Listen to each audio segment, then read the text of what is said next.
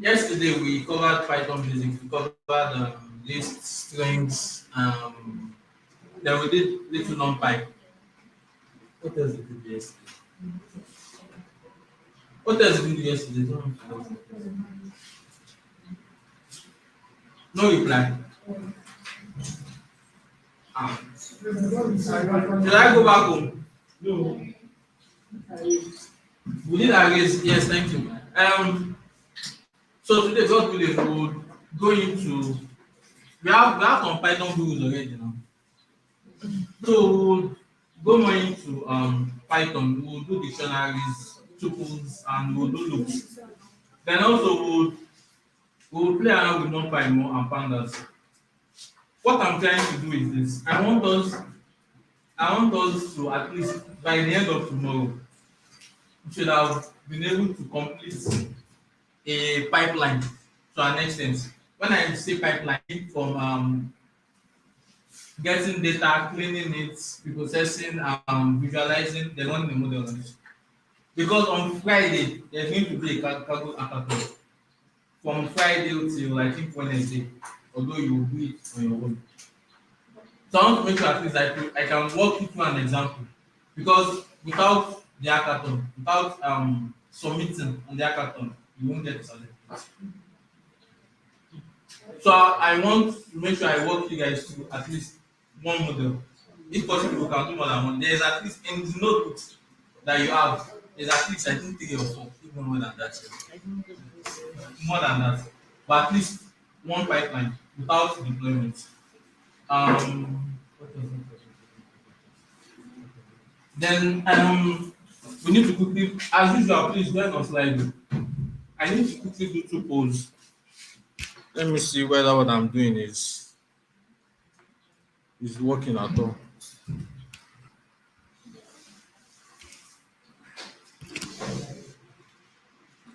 So please, quickly. They are behind you.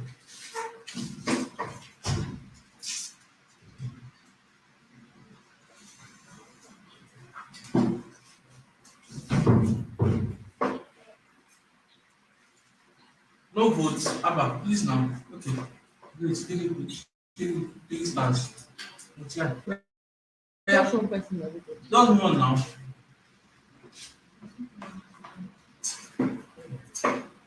Still one.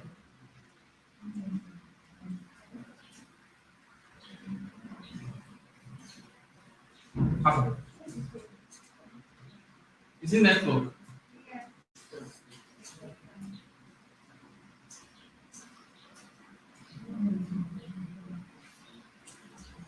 I believe those that are rating 5 and those are Python goals. How do I feel like I rated 5?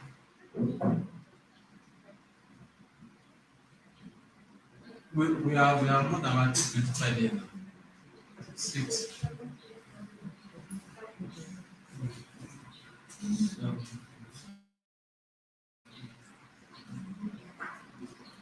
Don't do follow. I know, right? Still just 3, 4, 5.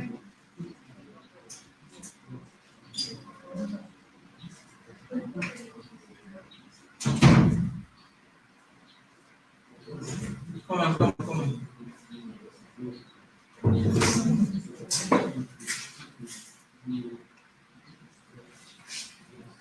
I'm waiting now.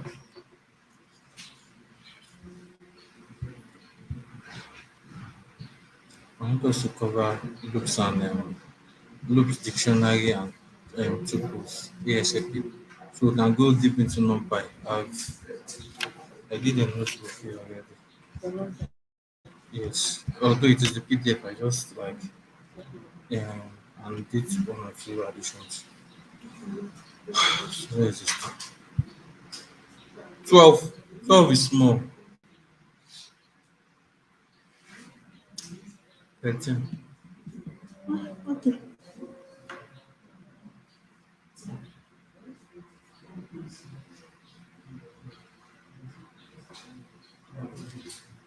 Is it still network?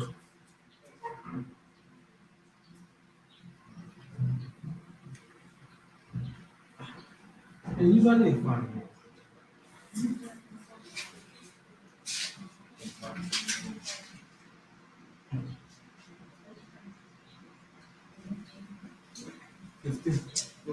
are good. I don't want to waste time. 3.9. I've captured what I want. So I would go on another one now.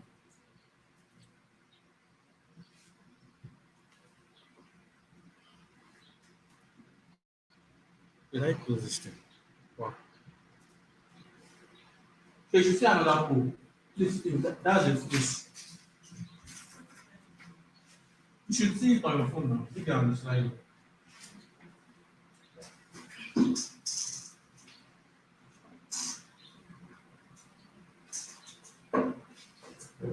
Refresh. We have Python. You're not to put a number. I'm supposed to I know, pick no. a phrase. That three. We are no longer doing stars. I've gotten what I need for that. Pressure is exciting. Just for you need money. You can actually do multiple goods for this one. When I find people to write that they are Python gurus there, so you can just buy Panda. In first enlightenment, average, good university, fantastic. It's been informative.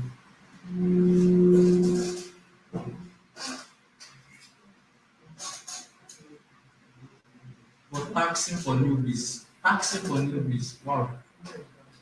I'm sorry. It's been informative. Handsome.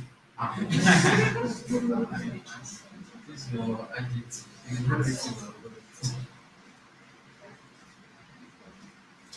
I need one now. 10. We're able to get 20 now.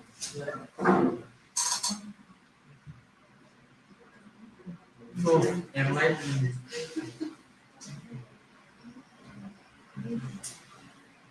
Average. So I think it's correlates well with the stars. Fast paced. Fast paced. We're a bit slow actually. No. When person say fast paced, is he Fast paced learning means or we're is he person's learning or the teaching? Like, Oh, the person might be like when person might okay. be driving so I would fast. assume the person is learning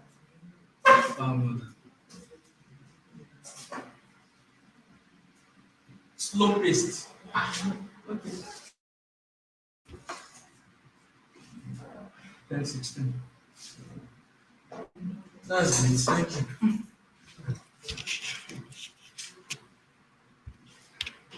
So would continue now. Okay. It's not fine. I mean, With Python. So we are going to look. Oh, before that, if you have any question from yesterday's class. yes. Any question? Question, suggestion, contribution, bashing, lashing, anything, nothing.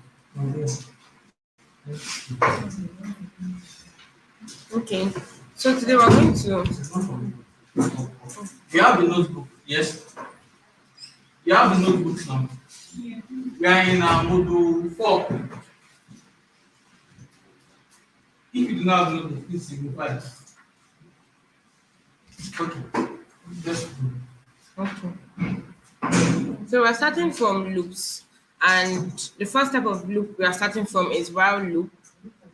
A while loop will repeatedly execute a single statement or group of statements as long as the condition being checked is true. It's just like you telling your Python program that you want it to give you 9 times table, and you put in different numbers, and then you're telling Python program that multiply 9 by each of those numbers. You can't even looking up, like you're still pressing your phone.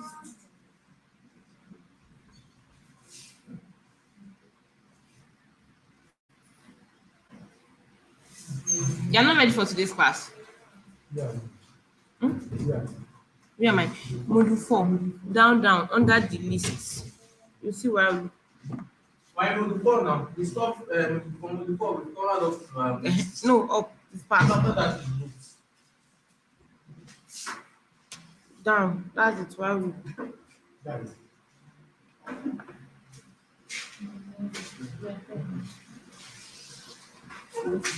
A while loop will repeatedly execute a single statement or group of statements as long as the condition being checked is true. The reason it is called a loop is because the code statements are looped through over and over again until the condition is no longer met. So what this thing is telling us that if you write a code and you put it in a while loop, Python keeps on running that code until the condition is no longer met or until you tell it that it should stop. Don't run it again.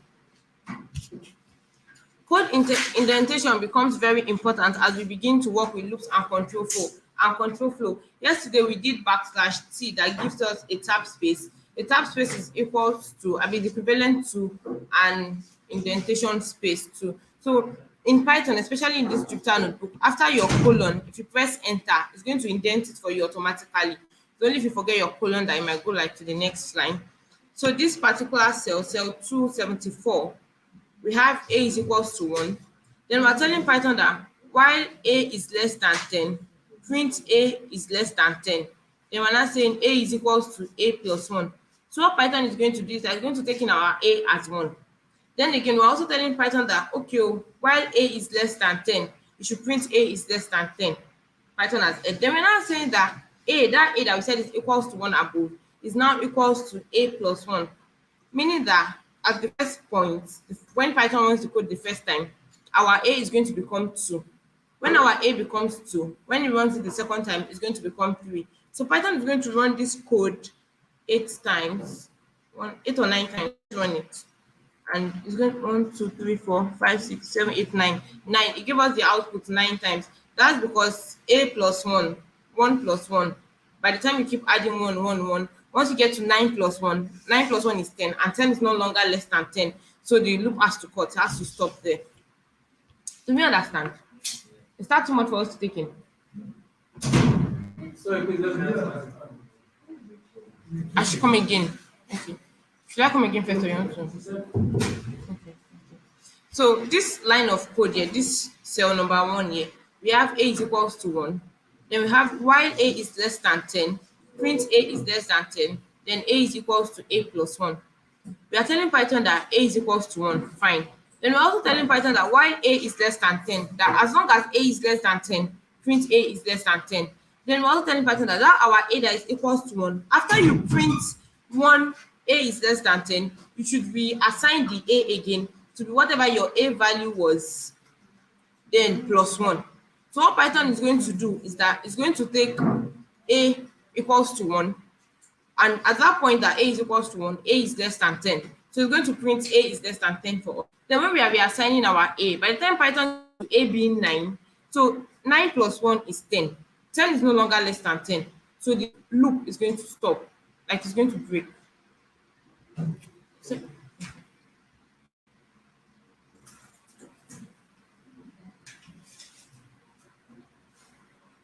okay, this is another example. This one says x is equals to 0, while x is less than 3. Print x is currently, then you print x. That means you are printing the number that x is currently. Then also you print adding 1 to x, then now print x equals to x plus 1. Our x that is equals to 0, we are assigning it at the last line of code here. We are reassigning it rather to be x plus 1. So this is just going to give us 0, 1, 2, because no, it's giving us 0, 1, 2, because at first when x is 0, it tells us that x is 0. Then by the time Python adds 1 to it, it tells us that it's adding 1 to x. Then after that, it's going to tell us that, okay, right now x is currently 1, and then till it gets to 2, because it's less than 3, not less than or equal to. Let me put equal to in front of the less than, and you see that it's going to stop at 3. And you see x is currently 3, then it's giving us adding 1 to x again, but it's not going further, because if you add 1 to x at that point, you're going to get 4.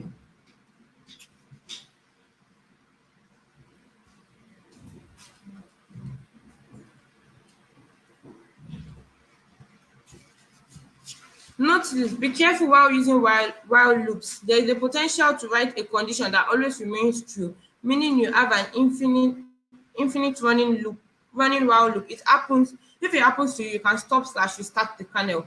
That's very true. If you do not put the break keyword, or you do not tell Python, or you do not you do write a condition whereby Python will stop at a particular point, it can keep going on and on. Can someone help us with the line of code, from the line of code we've gone for a while? Which line did we use to break the loop? Which line did we tell it that Python, when you get a stop? X X plus 1. X X got to X plus 1. Why? That's right. I just did it. You know, You removed out X equals to X plus 1. Yes. Yeah, that kind of keep going forever. Yeah, I've seen it. Because when you run a while loop, that's happened to me a lot of times. You must tell Python when to stop. It's either you give it a condition that Python stop in, or you use the break keyword. If you do not, it's not an infinite loop. The loop will keep running and running and running. Because they are telling Python that when you get to, because it started from A equals to what? 1.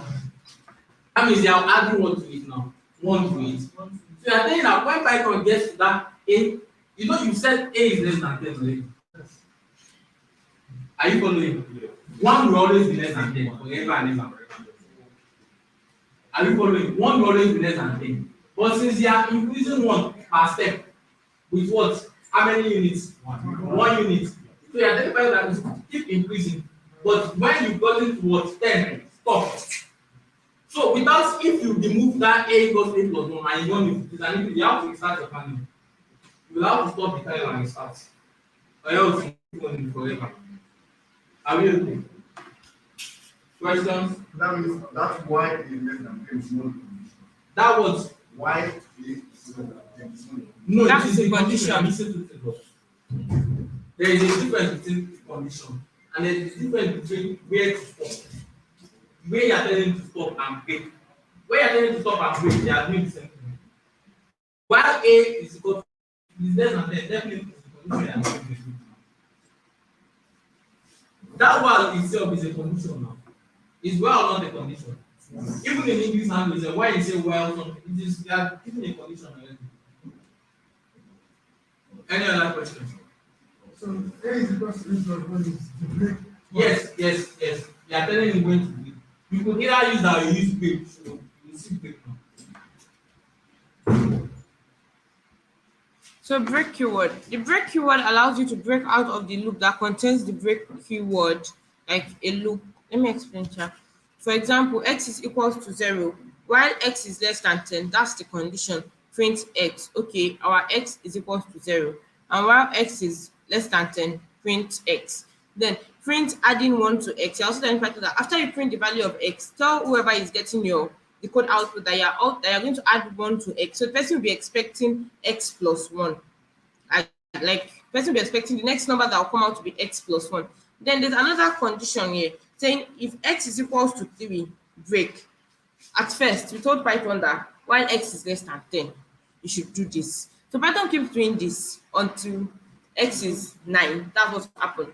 But since we already wrote if x is equals to 3, break. So when Python runs the first code that 0 is less than 10, Python prints our 0 out. It tells us that it's adding 1 to x. Then it prints x is equals to x plus 1. That it prints 1 for us. That is 0 plus 1.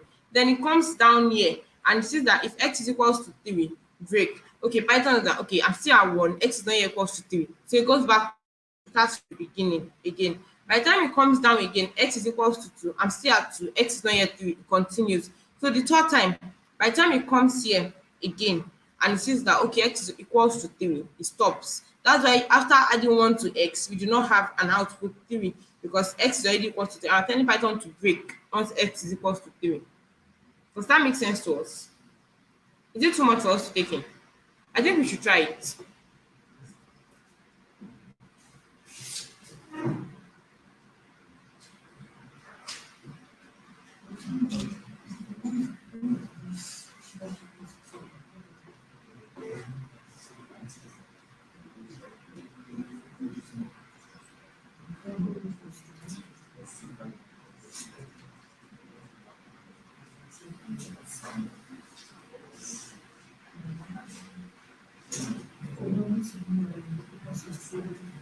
No. 2 equals to is equal to 1 equals to. If you use 1 equals to, I'm telling Python that x is 3. Anytime we call x, Python gives us 3. So someone is asking why are we Double using equals to is like equivalent, Explain like 1 why plus you 1 want is to be equals assigned to to 2. the So instead of using yeah, just normal equals to sign, in Python you use like equals to twice. But if you just want Python to keep 3 for us inside x, we use 1 equals to. Does that make sense? This while loop or the equals Which part? the while we used to equals to. If you are adding two numbers together and you want to tell Python that 1 plus 2 is equals to 3, which you get, you use 2 equals to. It's going to return true for you. That means you're confirming the statement. So if you're telling Python that, okay, if this thing is supposed to be equal to this thing, you use 2 equals to. But if you're telling Python that I want to keep this thing inside this thing, it doesn't have to be the same thing. It can be two data types. It can be x is equals to 3. That's why we can keep our integers inside strings, inside variables rather. We can keep them in variable names. Like if you are telling Python, okay, Python, this variable x so it's equals to 3, we use 1 equals to sign. But when it comes to mathematical operations that we want to confirm that this thing is actually equals to, we use 2 equals to sign. So we're all good. Yes. Are we done with our while loop? Can we continue? Is it them trying Yes. while loop?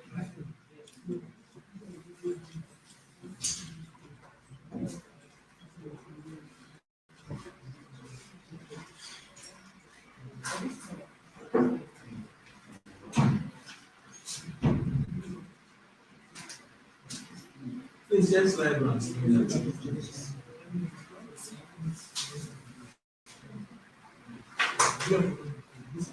The tower times.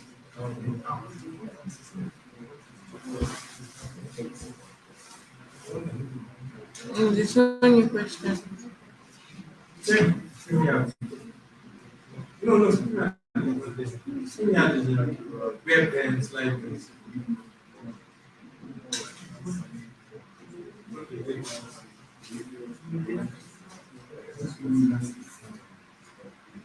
Is anybody done? Is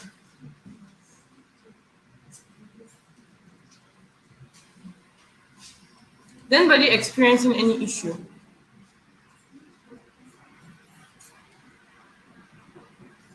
You don't necessarily need to type the exact same thing that is here. I just want you to use the while loop and use the break keyword.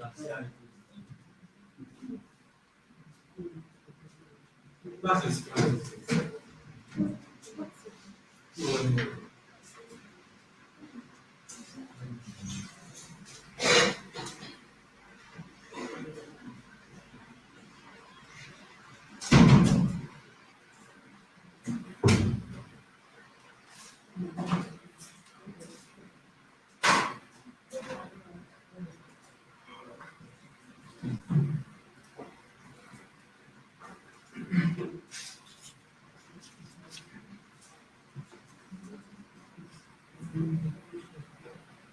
Can we continue? Who said yes? Let's I want to see your while loop. What's the problem? System error. What's error? So no, it's what is Expected and indented. You did not after close a your colon, bracket. you not indent. That's why it's giving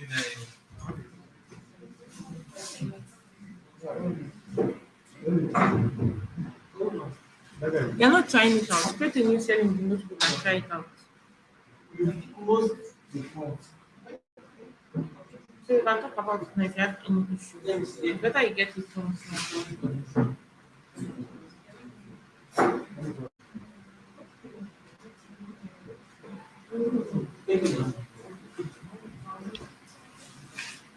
Give them is greater than save the work. Everything that is Control S close them beside. What don't you understand? See now, okay, I noticed a lot of you after doing if x equals to 3, you added a column. When you put column, immediately it will not an indentation. It did not indent. You are meant to type something now, but you did not break now. See when you did if x equals to 3, what is that? What do you want to do when x is 3? You want it to break now. So add your words on here. Enter, you see, indent, and break. What you can do. About two people now, after giving it if x equals to 3, you did not indent after the column, then break. If you press enter after the colon, it's supposed to See, indent when you automatically for you. See, you are making the same mistake. You are making the same mistake. Immediately when you type wow, After your while loop, look at it now. After your while loop, you're going to colon. Is it colon or semicolon? Yes, Colon. colon. Colon. Then when you press enter after your colon, it then itself. If you miss indentation, then click it. Two more.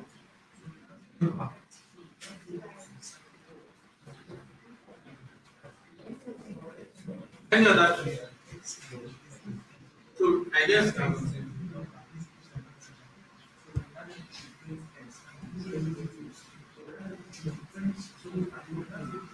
you see me? So you have to do all those things that are not in deadly.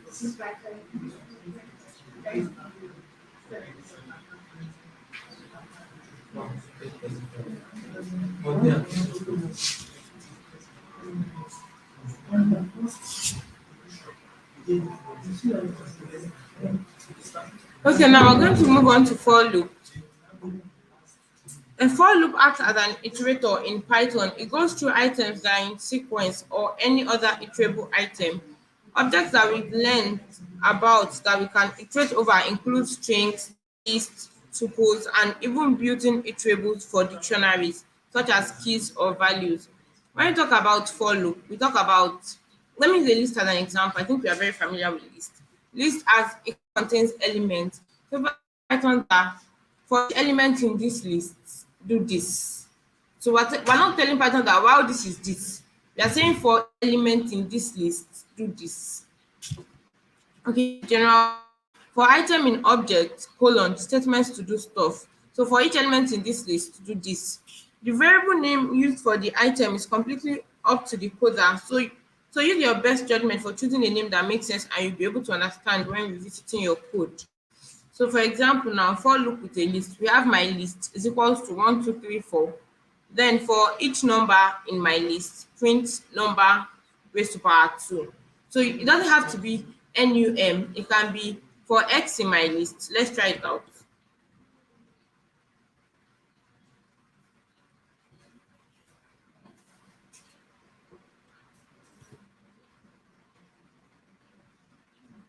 You can see it now. For X in my list, print X raised to power 2.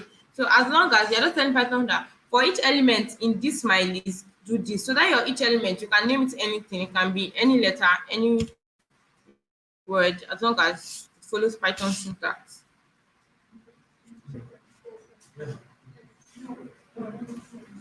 See this highlighted cell now. For totally made up in my list, print totally made up. Totally made up is for each element in my list. So it just me explaining to you that it doesn't have to be any particular thing. It just has to be something in my list. So your list name must be the list that you created. It must be in, should be the same name. But for whatever you want to, for the iterator, it can be any name that you feel like giving it.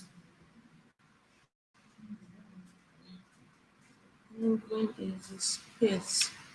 Any questions on follow? Or wow. So we are all good, yes. Ask your question. Everything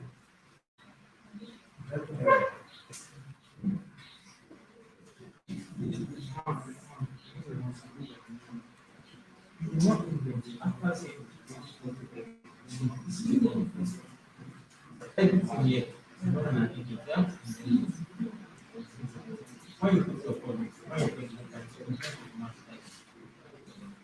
yeah, all these things inside this thing. You understand? Same thing for this column we have here. When you get to when you first enter the unit, you get to you understand? Because everything there has to be inside that round. So if you want to yes, I'm inside the round. Let's make this a round for like this. You understand? Still don't know. See, it's a round next to this. Is there anybody that is having issues? Automatically, you know that that line is no longer yes, that is not so what you are not that you now what you know after that you see everything keep going on. So immediately you do this if prime, when you press enter again, it does another index for the first time. Do you understand?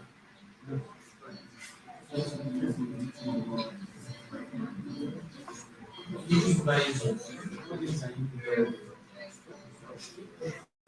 like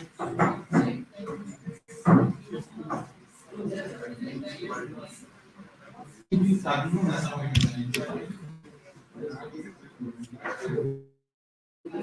are you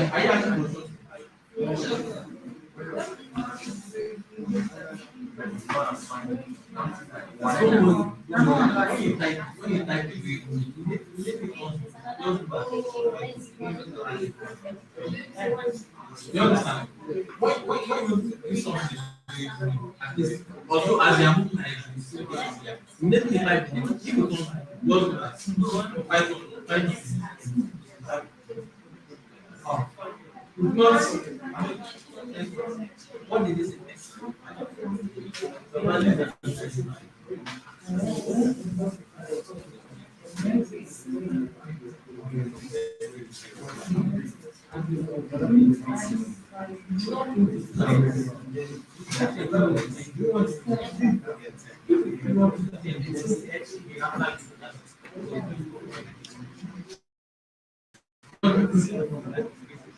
This is normal steps now. X is still zero. X is zero. When did it which line you have that is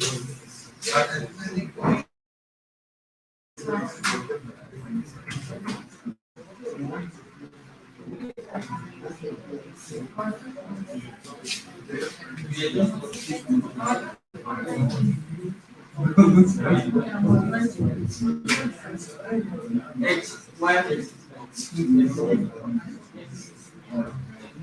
Oh, I understand. You have X as a string, not the X, not as the X. No, you are mixing it. You are mixing a string and a variable. You are mixing a string and a variable together. See, what we printed earlier is a string. Do you understand? That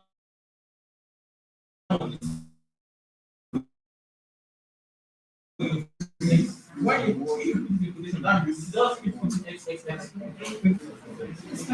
other thing? We should go. Is it the while loop or the for loop? The while loop or the for loop?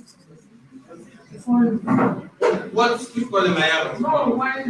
Which column I have in one? No, I have The what? fallen. Should go by. Which parts do you not understand? It's easier that way. I'm sorry. Please help me. Okay. Let's do it this way. If you have a list, 1, 2, 3, 4. Keep that note back. I've told you. Are you listening? When she's explaining, it's better you listen. It's when you listen, you understand. If you do not listen, you cannot understand this. Yeah. Are you listening? If you have a list, our list is my list is equal to 1, 2, 3, 4. Then you're telling Python that for each element in this list, I want you to print out something. You can tell it that you should print out the elements. You can tell it that print out the elements and something else. But you're just telling Python that for each element in this list or in this thing that you want it to iterate over, print out this. So you're saying, okay, for item in object, do this. Does that make sense? Okay. Let's take this cell 13 as an example. Our list is my list is 1, 2, 3, 4. And then we're telling Python that for each element in my list, print each of the elements and no. This highlighted cell, look up. Cell 13. It's not cell 13 in your notebook. I ran it now. So for elements in my list, print the element and also print I am in a for loop. We can see that I am in a for loop is inside strings, it's inside quotation marks. That means that is a string, but that num is just like the for item in like the item in our my list, like the element in our my list. Does that make sense?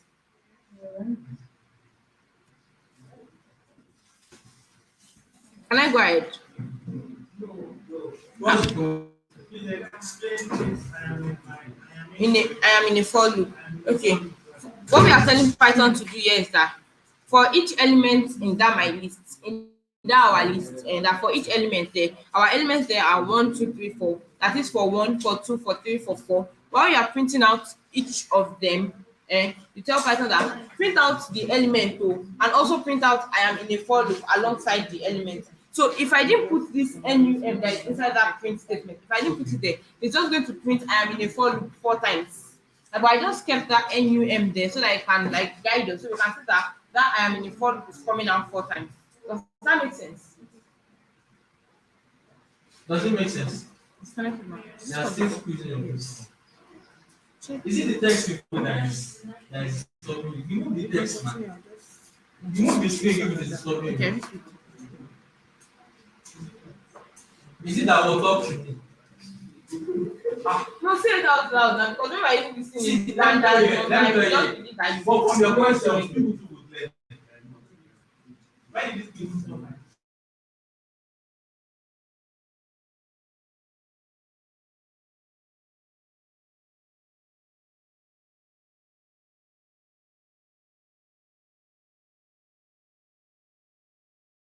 Where is the fight? Like, what is there? No. They are not very. It is a list. What is the name of the list? There are 4 elements. this is it here. This 7. That is My why list they is are- equals to 1, 2, 3, 4. So there are 4 elements in the list. If I add 1 element to the list now, you see that that particular cell will print out 5 times. Let's go and print that cell again. They have 1, 2, 3, 4, 5. I've updated my list. I've updated it was we had 4 elements there before. Now we have 5.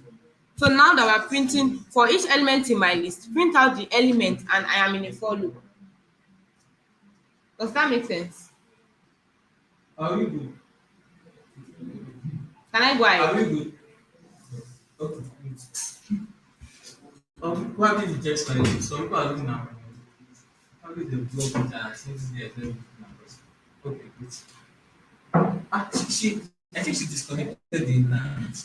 No, it has connected back. Okay, that's connected back. It's connected back immediately. Okay. So for loop with strings now. For now we have a string. This is a string. It is not a dictionary. It is not a list this time. We are putting the string directly inside our for loop. We're still trying for loop in my list. Okay, please, I have a question. What can we for loop over? What property does what we are looking over? What property does it have for loop?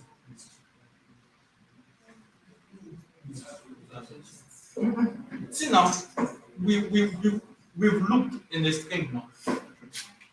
So when you see something, how will you know that this thing I can write a for loop on it?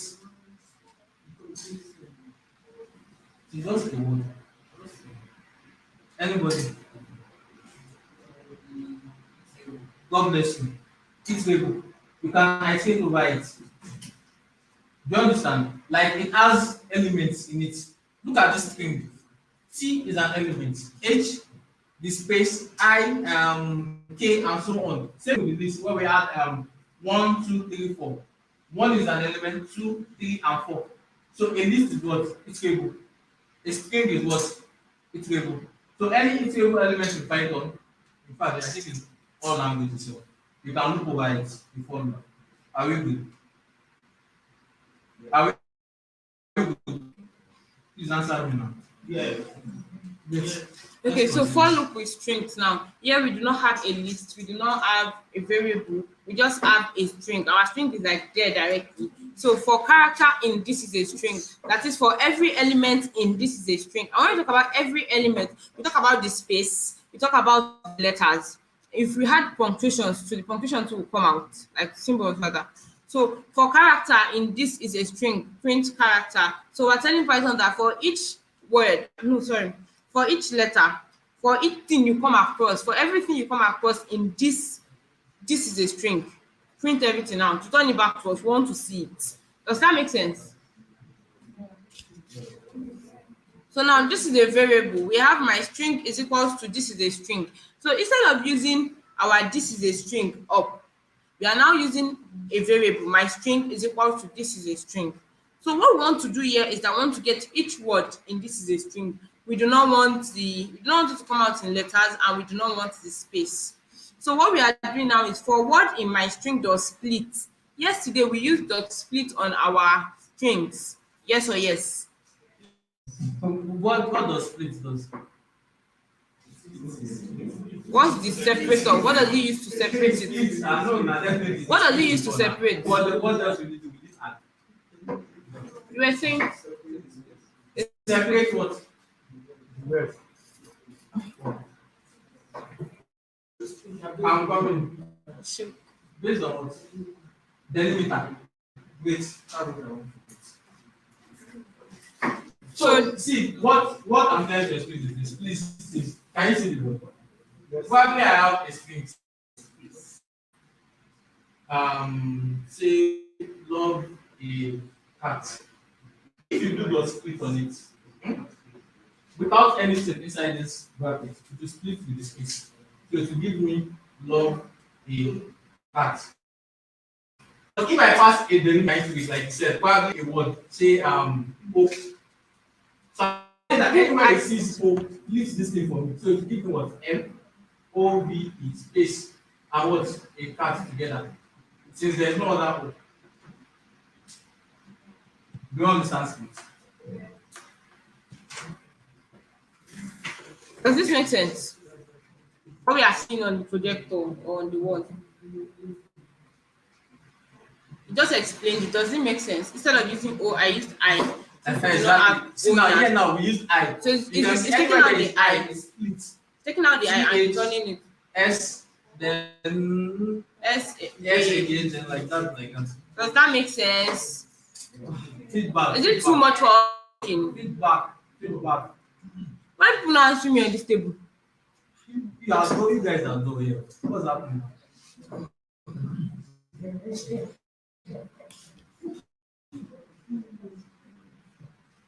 So I think we can consider. We've not defined tuple before. So tuple are immutable items.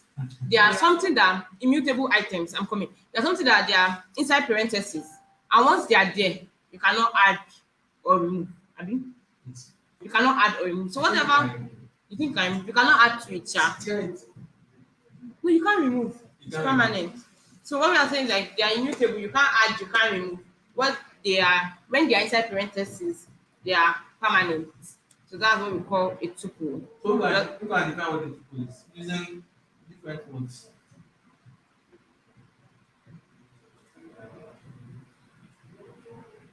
Let's go. Okay, sure. Someone should define a tuple for us now. Okay, how do you when you say a tuple, how do you recognize this is a tuple? And what? Parentheses and has element inside. Great. But if I write just if I write words and I put one, well it is a tuple, you can call it zero other tuple. The one there is an element. Compared to this, the difference is just that a tuple is a list that you cannot change. That's just the Okay, so tuples are used. Why you define a tuple, you cannot change it again. It will be like that. Tuples are used to store multiple items in a single variable. That's what it's used for. Our variable, you know that variable is to contain something. So when you are using a tuple now, you can store. Okay, you can store like multiple items inside it. They are ordered and they are unchangeable. You can't add to it. You can't subtract from it. Does that make sense? Is this better? Is this better? Is this better than big? If you say that. So now that we know that we used to use. Now that we know that we use tuple to keep something that we do not want it to change. We want it to be ordered and we do not want to change it. So we can iterate over it too now. Yes or yes? Okay. So now our tuple here is What's happening now? You people are splitting the class. Okay. Listen. Yes, what's the question? Please, I like to know what the tuple. Yes. You see that you can use any bracket, but it has to be it's parentheses. Yes. Can you use any bracket? No. That's Yeah. the parenthesis. That is what makes it a super. Can we continue? Yes. Okay. So now we are saying that tuple, our tuple, we can't define this, we can't like name the variable tuple because it's a Python word. So we are just using TUP to like make it make Wait, sense. it's type people now to see what. It's showing us green. So once you're Can you using, notice? it's When she showing us typed tuple, you were the one that was asking. They asked me, which variable? How do we know that a variable is for Python? When you type it, the color will change. yes. You can see this FOR4 is green, IN is It will be green, green. print is green. So once you're using a Python variable, it gives the green color. So now TUP is equals to 1, 2, 3, 4, and then we're telling Python that for each element in TUP, print the element. Does that make sense? It's similar to list, it's similar to string. I'm just using this example to show us that you can also iterate over a tuple. So does this make sense to us?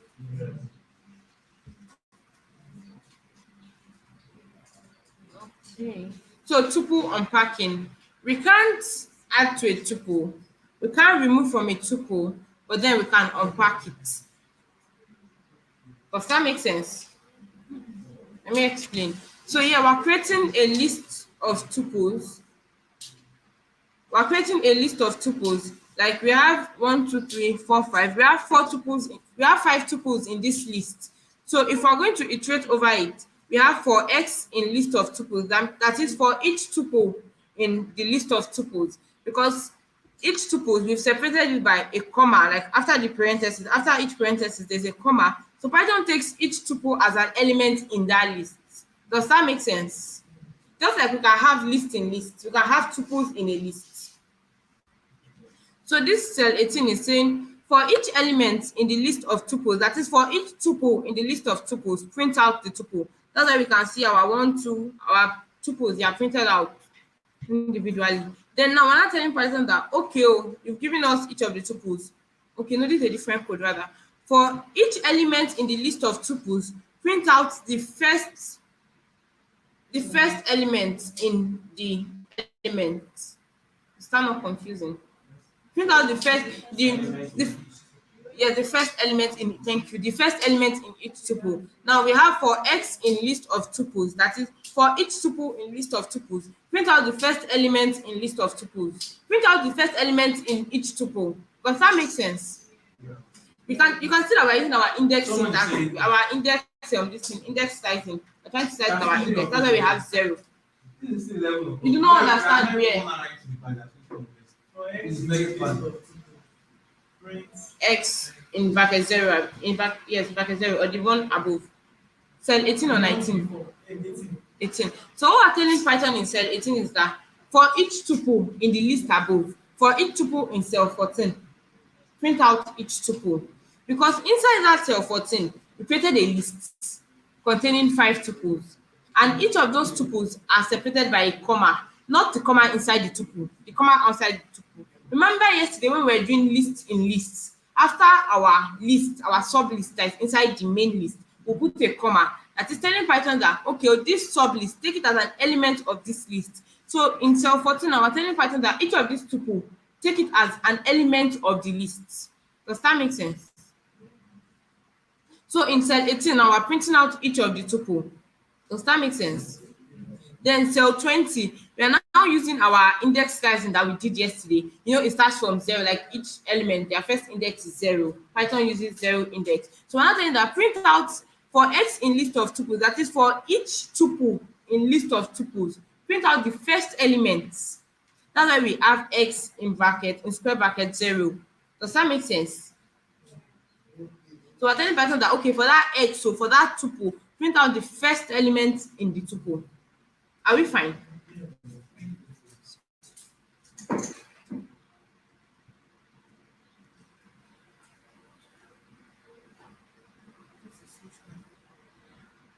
Questions.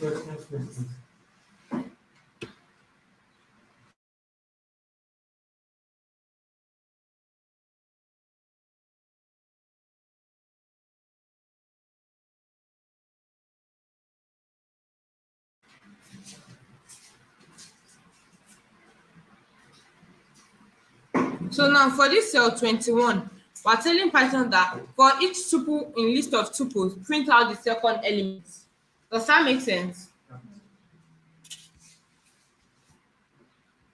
So if we want to, okay, now if we want to iterate like over, like want to iterate over, no, we want to iterate like two items in a tuple. We want to like tell Python that for item in this in object, we now want it to be two items. We do not need a parenthesis. We just need a comma to separate it. So Python knows that okay, this the two items that you want to select is not one, because if you don't put a comma, Python can count it as one, and if there's a space, you most likely run into an error. Does that make sense?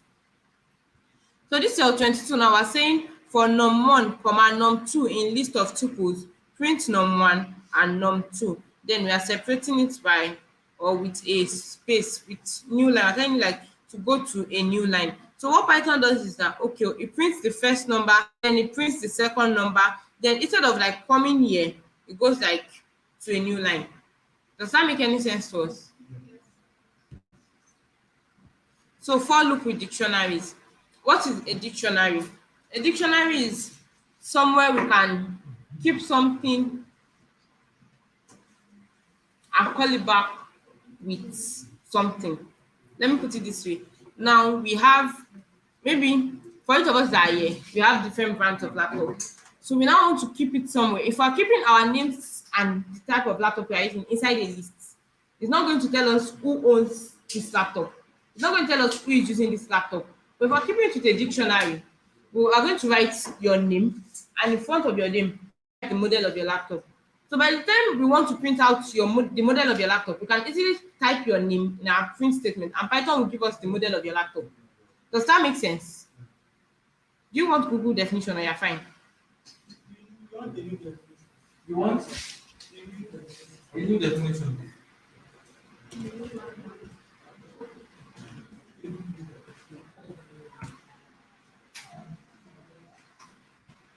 Dictionary in Python is an unordered collection of data values used to store data values like a map, which unlike other data types that hold only single value as an element, dictionary holds key value pair. That's what I was trying to explain, that you are the key. Your laptop brand is the value. Does that make sense? Does it make sense? People are squeezing your face.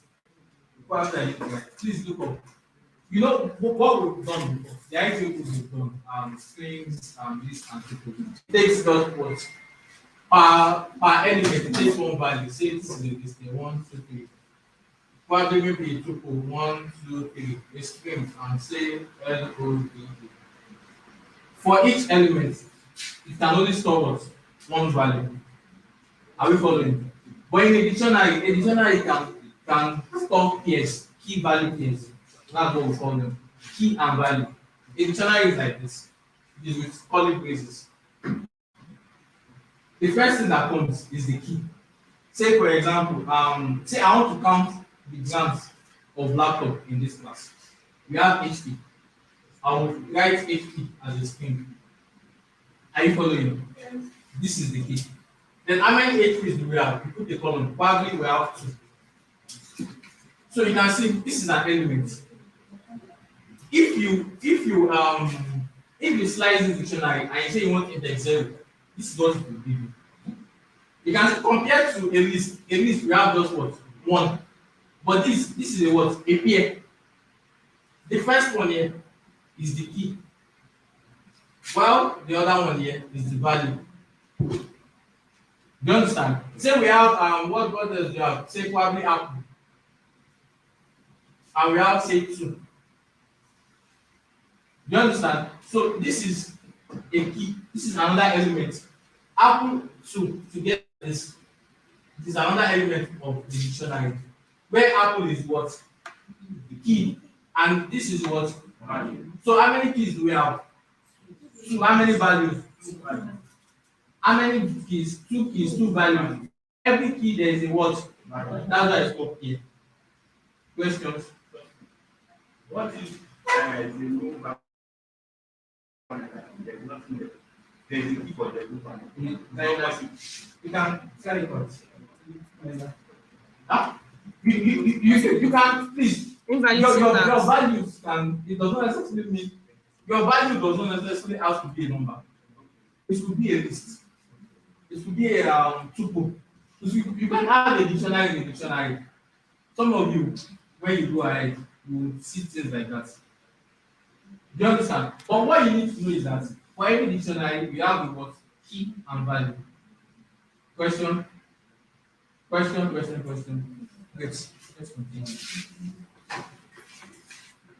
So an example of a dictionary is this our cell 19 here. My dictionary is equals to this.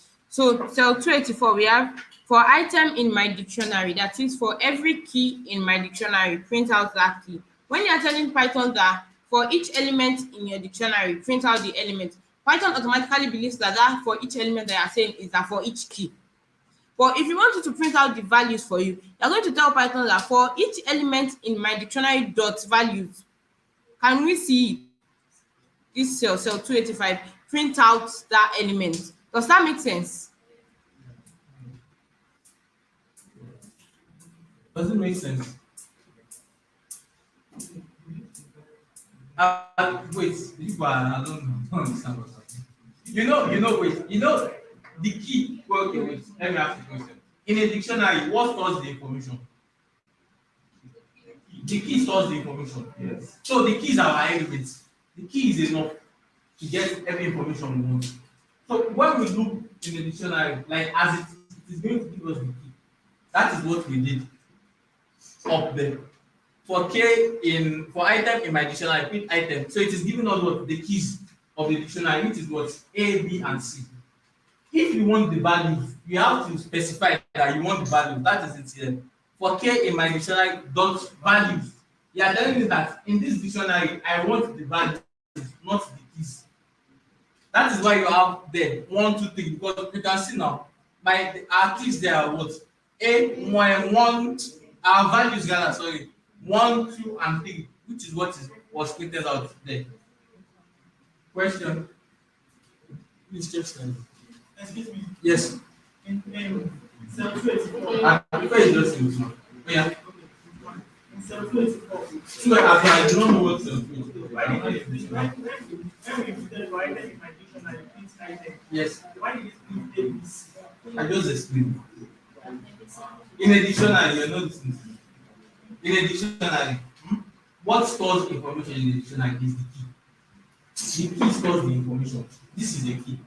As I said earlier, we were counting number of laptop grants in this class. This stores the information we have. This key here, HP. So when you look through a dictionary, it gives you what? The key. Do you understand? Which is what has the information in it. Do you understand? If you want the value, you have to specify that for this in my dictionary dot values. Do you understand? Are you sure you understand? So we can continue. Questions for you. Start all over again, please. No, you are rushing. Let's start from here. Thank you. Yeah, I guess you can give us exercise anytime. You can learn a new operation. Definitely, I will give them. every time we learn a new operation in Python. It will take. That's why I'm like asking you to like practice it The thing yourself. is that, let me tell you, I went for a program at I think 3-4 years ago. We studied Python for 2 weeks and we didn't complete it. We did not complete. In fact, we only if it was just that Python I knew then, it wouldn't be enough. Why I'm saying is this. The essence of this thing is not to study Python programming in quotes. It is to study Python for ML. Do you understand? But I just want to jump into using libraries. If you just start using libraries, there will be too many questions. I'll even be needing this basic There will be Python. an overload of questions. So what we are doing basically is just because we are like just for you to know the basics. When you see something, you know this is what it is. When you see you know this is the screen. You know this is this. What can I do with this? You know it. So please, I can if I decide to start doing exercise, it will take too much time. takes too much time. So that's why. Another thing, there is this website, Akarank. You can practice your Python there for as long as you want. You can just like keep on practicing. Akarank. And then you can type anything in Google. I'm very used to that. Just type it on type, then put in Python, in ML in the front, so that Google will help me optimize my results, just bring out results that are going to be relevant to me. So type anything you want, anything that is confusing, you type it in Google. You can read like 3-4 articles, 3-4 write-ups before you understand what's going on, but that's fine. What is the other person? This one is hard though. I'm not sure if it is double R. It's double R. Akara. This while loop is hard. Nigeria says hard. Let me confess to you. I personally, before I understood, though I understand while loop, but before I understood when to use while loop, it took me a lot of time. I wouldn't like to. Naturally, when I started learning while loop, I am almost like usually one infinite loops. But don't worry, these things are with practice. It is not difficult. I think I've answered that well. It is not difficult, don't worry. But in practice, you would use for loops more than while loops. In fact, there are some problems that you can with for loops, you can use to replace while loops. It depends. See, programming, as I've said earlier, you cannot just look up one day and say you want to start coding. As you need to have a problem, and there are different ways to solve a particular problem. There's no one way to market. There are different ways you can do. So there are some problems we face that you can replace for loops with while loops. I myself, I hardly use while loops. I hardly use it. Notice that norm in numbers wasn't declared. Explain why. You don't need to declare. You don't need to declare when you are doing a for loop. Because you can use any name you like. You can even use your name. For whatever elements in that thing. But that this particular thing, I'm picking it from what the table. Because this person is actually, we did not declare it. You don't need to declare more. You are telling me that for number in this, for students in this class, I don't need to say which students. Start over again, please. That's not possible. Please, is there another one? That person should go home, read over the materials and bring questions if possible. Yeah, you saying something I can answer, but it's not possible. Is there another thing? No, that's the last question. So, from this cell 21 is showing us another way to get the values of each key without doing. I cannot move it forward. I should move it backward. Okay. You can just sit there. Actually, this tripod cannot go back. Is it the tripod or his chair? Probably you move back. This tripod has nothing to. Is it better now? Or probably let me tell Is it better now? You can sit now. Is it better? Good. How about you guys? Can you see this slide? Can you see this slide? That was the question. You cannot see it at all. See, the people at that side, then those ones, the Python groups, leave them. Okay. Listen, just sit them. So I guess we can move. Okay. So this cell 21 now, I'm trying to show us another way to call the values from a dictionary without using dictionary the values. The first line of the code says for k in my underscore dictionary the keys, that is for each element in my dictionary, in the keys of my dictionary. That's what I was telling Python, that for each of those elements, print out the elements. That's the second line. Then we're also telling that print out the values of the element, of each element. So we are having that k, we are having k, since k is the iterable, or since k is the item, or k is what we've used to represent our item in the dictionary. So we're now telling Python that print my dictionary in square brackets k. That means print the values of each key in my dictionary.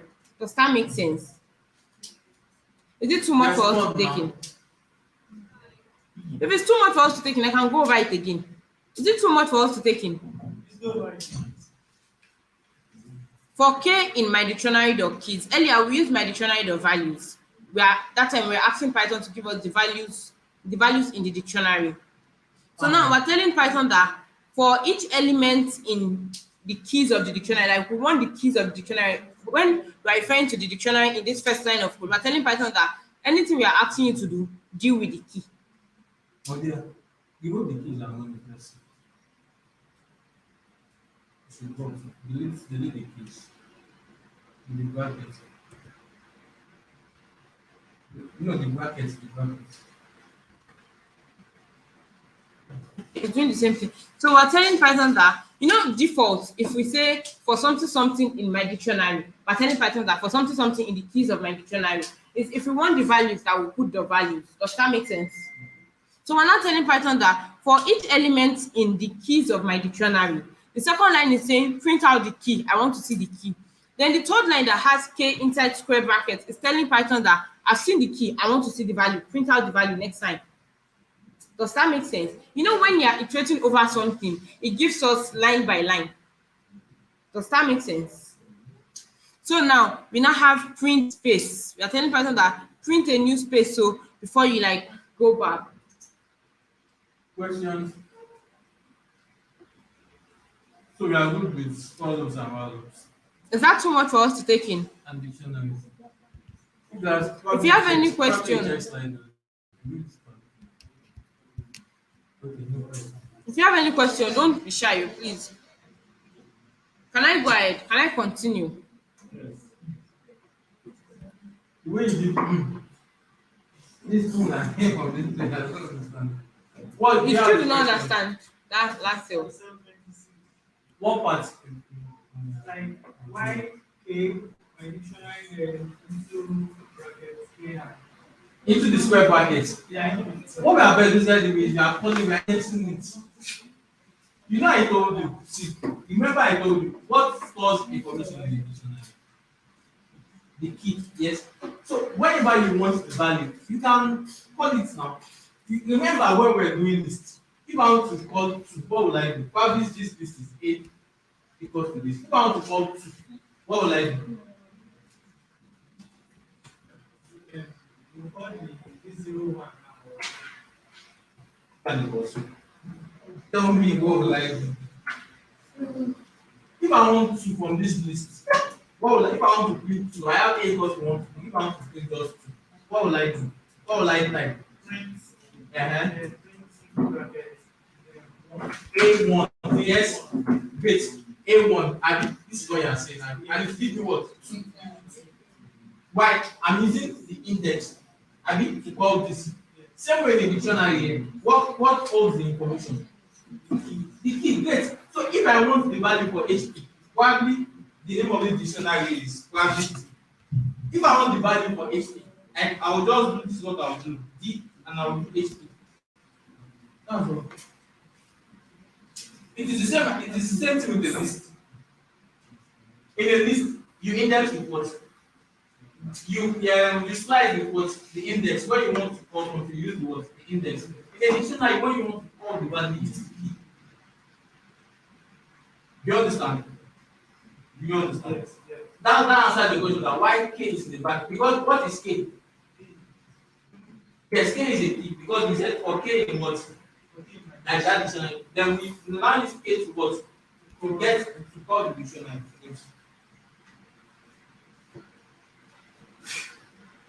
Any other question? can I move forward? Can I move on? So we can continue. So now we are going to treat continue.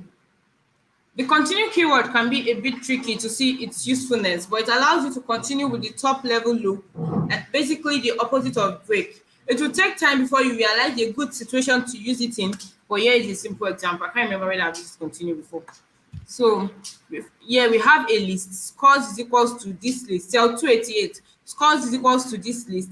Then we are saying for num in scores, that is for each element in scores. That's like the for loop. Then there's a conditional statement there.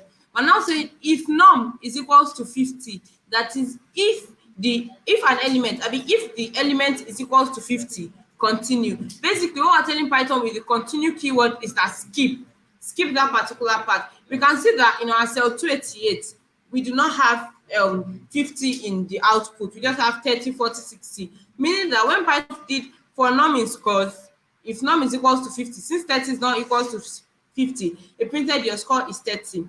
Same thing happens for 40. But when it got to 50, it's saying for num in scores, that is for 15 scores, Then we have if norm is equal to 50. Okay, what is it telling us to do? Continue. That is jump 50 and move ahead. Does that make any sense to us?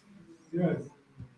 I think that's that. Yeah, the same thing happens in code, but since the letter is like the last letter of the string, we are not seeing like the next time under it. Next thing like under it. Exercise. Exercise. Program the 9 times table. You people that want exercise, do this That's during your break assignment. time. Okay. See that time. If not do it This here. was a modified. Of this one. Yeah. Module so we have 4. gone to module 4. Any question? Please let me see what Module 5 is conditional statement. But conditional again. If else, Abby. Yes. Wow. I think If, elif, and else. Let's do the class. Let's do Not by the slide. the condition. The slide. Are you sure there's no if else? If else is not there. Are you sure? You want to if else. It's not that it. Let me see how long if else is. If else. It's not telling me. It's not much. Let me see. What's the module 6? Dictionary and frequency. We cover dictionary. Now I want to see what's there. Then module 7 is functions. From the function. Okay, so after module 5, we should do the quiz and move on. Abi. Yes. So we've completed module 4. Any question? Please check slide. How do we How do you do it? How do you program the assignments? When you go, you think about it. You can use a for loop and you can use a while loop. Please. There's someone here. Can we go for a break soon? Does that make sense? You have to wait though. The break today is by 1 o'clock. Who wrote this one? You gotta go for breaks now. No, like maybe like it's too much for the person to take care. The person wants to like refresh. But then I can't really expect you to go for a break now because if you go, you come back and you'll be dull. I've noticed. So I'm not going to agree. Thanks. Covered this. Okay, so we're moving to it's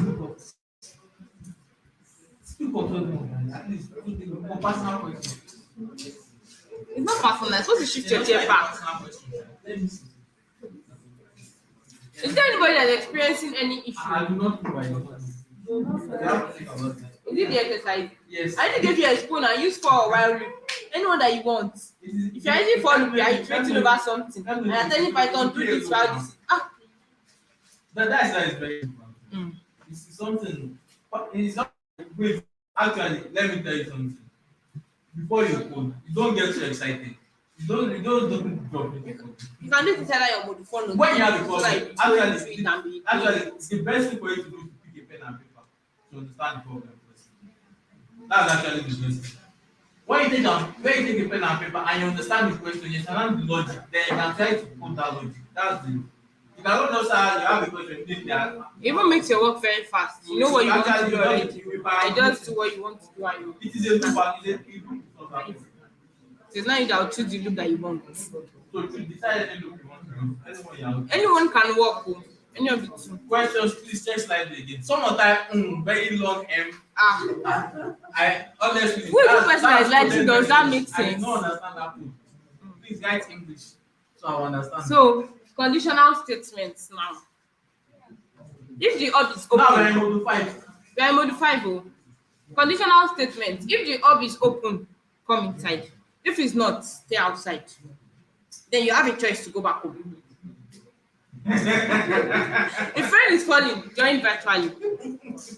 Or you call Uber. Or you check under the ring. Choice is yours. So conditional statement, just like we telling Python that if this is happening, do this. But if that is all, do this or that. So we have other conditional statements. We have if, elif, and else statement. One class, please. If you have any problem, let me know. I'm not going to come back to the introduction of conditional statement because you're not listening. You're even laughing. I guess we're all good now. Yeah, let's continue. Majority of the time when programming, we will need to control the flow of our logic. Our program will want to perform an action in only certain cases. We can use the if, elif, and else statements to control for these cases. So simple if statement. If some condition, do something. If the ob is open, come inside. Here now, cell 262. We are saying if 1 is less than 2, print 1 is less than 2. Does that make sense? Yes. Yeah, we're not assigning our x to be 1 or something. I'm just saying if number 1 is less than 2, print 1 is less than 2. The same thing for cell 263. If 1 is greater than 2, print 1 is greater than 2. Notice what happened. The indented block of the code only runs when the if condition is true. If 1 is less than if 1 is okay, sorry. I said the indented block only runs if the if condition is true. Okay, if 1 is greater than 2, print 1 is greater than 2, but 1 is not greater than 2, so that we are not getting any output. Like the first cell, we are having 1 is less than 2, but for the second cell, I'm going to pretend like I'm following this class. So if 1 is less than 2, we are printing 1 is less than 2, and if 1 is greater than 2, we are supposed to print 1 is greater than 2. But because 1 is not greater than 2, Python is not doing anything. Like, what's that? What are you telling me to do? Then if else statement, let's add an alternative action in case the if is not true using the else statement. So now we have, notice the format and how the code blocks line up. This is crucial in Python code indentation. We know that already. So we have if 1 is equals to 1, print 1 is equals to 1. Else print first if was not true. Now we have 1 is equals to 1, so it's giving us 1 is equals to 1. Cell 265, we have if 1 is equals to 2, print 1 is equals to 2, else print first if was not true. Because 1 is not equals to 2, Python is giving us first if was not true. That means what you said above. But telling Python that you should tell whoever is running the program that what you said above is not true.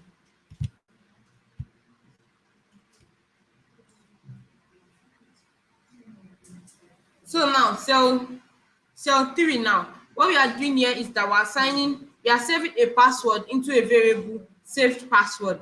Then we're now saying new password is equals to enter a new password. If the new password is equals to saved password, we're saying print password correct. Else print you're a criminal. Should I run the line of code in your notebook? Yes, question. I'm listening. What is this? This one on the cell 3. Yes. It gives error because it gives errors, or it tells you wait. It gives what? Value error because it's expecting an integer. There's because we converted it in the if statement. We're saying if int. No, it's not. You can't convert an integer to. You can't convert letters to integers.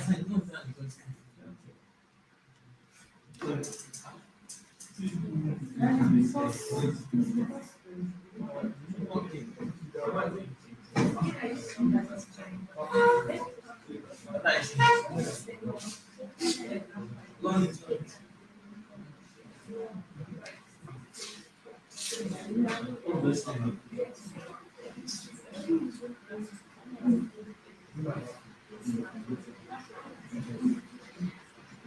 Because you can't convert a string to an integer.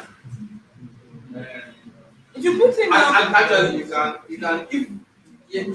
convert a string to an integer if what is inside that string was an integer. Do you understand what I'm saying? See, if I understand where you're coming from. If I write 1 like this, what is it? If I put int 1, it will give me 1.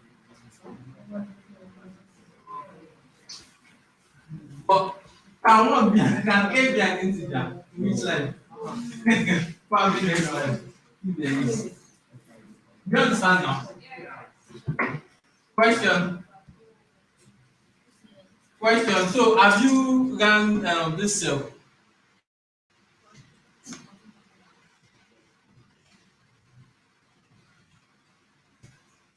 Yeah, if elif and else statement. For the error, there are ways you can like stop your errors, like to prevent your errors from coming. But then, how is for Python to give you people? Then if elif and else statements. Can I go ahead? Now let's imagine we have multiple conditions to check before the final else statement. This is where we can see we can use the keyword to check for as many individual conditions as necessary. If the hub is locked, look around whether the hub manager is around. If 2 is equals to 0, print first condition is true. If, that is else if 2 is equals to 1, print second condition true. Else if 2 is equals to 100, print third condition true. Else print none of the above conditions were true. Basically what we're saying here is that if 2 is equals to 0, print first condition true. But if 2 is not equals to 0, go to the next, like the next elif block and check what's there. Elif 2 is equals to 1. If that is correct, print second condition true. If that is not correct, you have to go to the next elif block and check what's there again. We are checking if 2 is equals to 100. And since that is not true again, we are like going to the last part, which is the else statement. Print none of the above conditions were true. That is, we are telling Python that, okay, if this is this, print this. But if it's not that, do this. If that is not that, if it's not that again, do this. If that one too is not that, like if you do not have any option again, do this. So that our else statement is like telling Python that if you do not have any option again, do this. That is, if all the above conditions were not true, do whatever is in the else statement. Let's see what, okay. So if we have multiple conditions that are true, something like 145, we have if 2 is equals to 2, print first condition true. Elif 2 is equal to 2, second condition true. Basically, the if statement and the elif statements here are true. So when you are giving Python like 3 true statements and you are,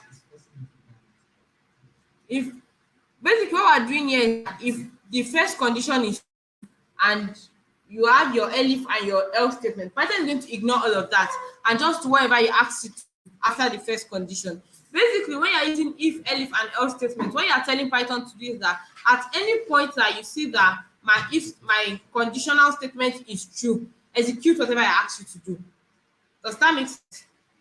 So even if we've not gotten to the end of the code, if we still have lines of code and the elif statement or even the first if statement is true, Python just do what we ask it to do at that point and ignores the remaining cells.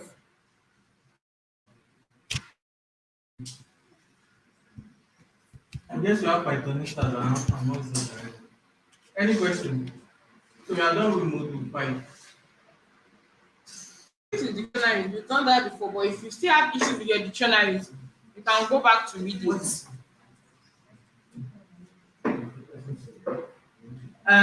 Questions. FYI, someone has done the assignment now. Quite easy. But So yeah, any question? Question. are we lost? Leaving somewhere in our eyes. Is it not? Actually, the key to this is practicing. Any question? So we'll do on a slide of quiz now. Okay. This is good to see. This one here, Abby. Yeah. Quiz. Click on it, you see launch. Where is it? Slide pose, see quiz. The first icon. Oh. Where's that click? Go to the other tab. Okay, please join the quiz on slide. 10 questions, 50 seconds as usual. Is it 15 seconds? I thought we agreed to reduce it to 7. Oh. Hello, please join the quiz, yo. It's still 0. To be very honest, the questions are very simple. I should have put something like this 15 times table inside the question. I've been 9 times table rather.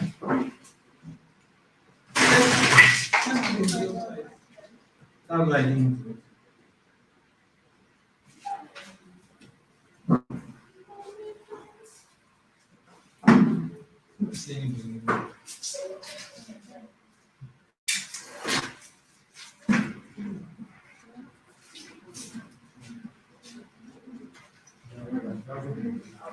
No, it's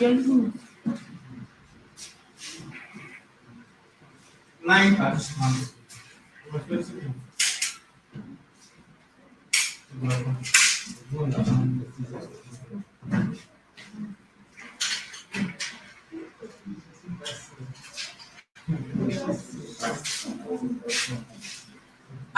She's too fast on her teaching. Let her slow down.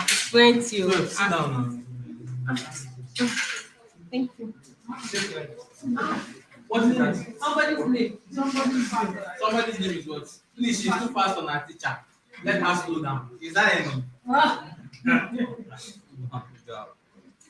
She's too fast.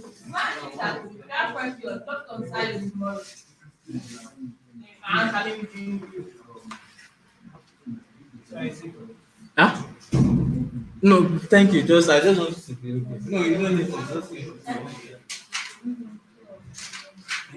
The matter is,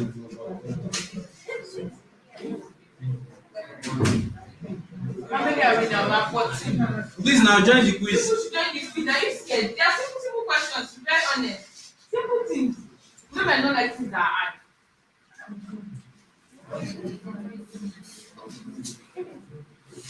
14. We are more than 14 in this But like class. 25 or 24. Out of these 14 cells, some might be online. So some might be from online. And now. 15.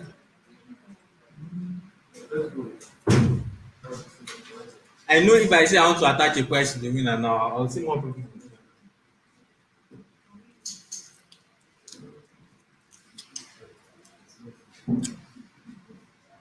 So, can we start? How we spend. You have just 15. I'm expecting more. I'm more than 15 in this class now. How about? Okay, let's do it like this. If you are lost, signify. If you are lost, you have to know the point where you are lost. If you are lost, signify. Oh, yeah, shy. Don't worry. If you are lost, I'll open the question again. You type it. 16. Okay, I think we can start. Oh, passage 17. Let's get to 20 now. That's the mystery part. You have seen the questions already. Yeah. Let's see it. This thing was down. I've actually closed it. 18. Oh, yeah. Can we start? Okay. So you are focusing on your device. 10 questions, 15 seconds is too much. But And now, because that's for 25 seconds. so we are starting now.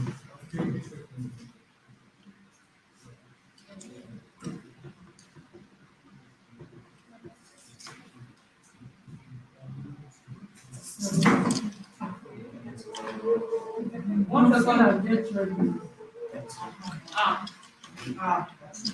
Tupils are immutable.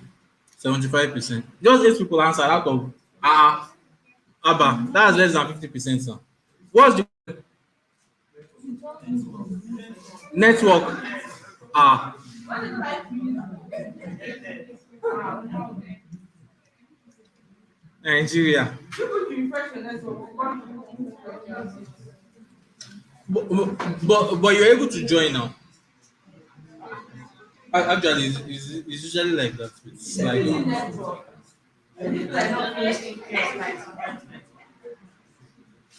so. Can I ask the next question? Tuples are immutable. They are unchangeable. So can we go to the next question?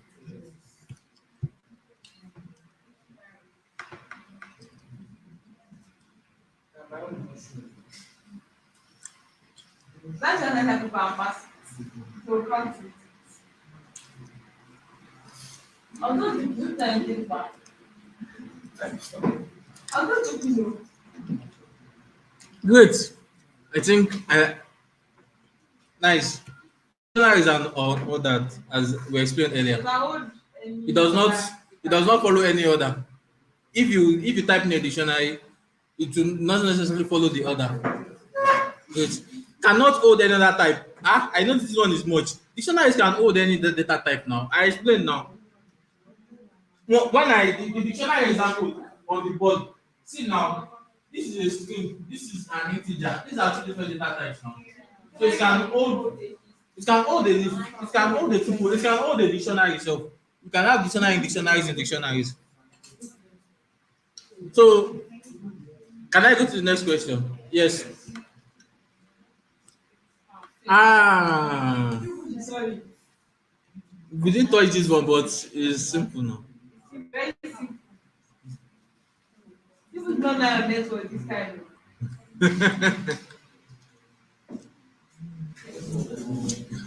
Come on.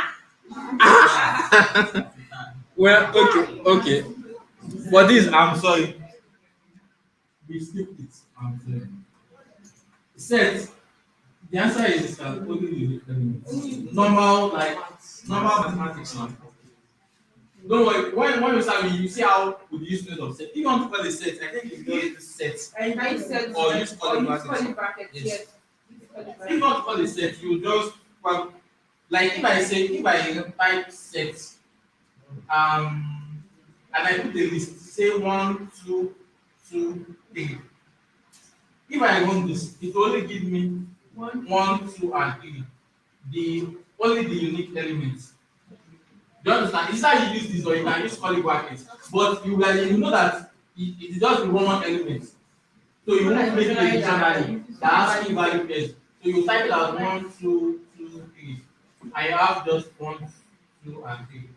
I'm sorry I skipped that, but at least. Does that make sense? Okay. So can I go to the next question? Next question, no. Wait, please. You have a question? No. Can I go now? Are we set?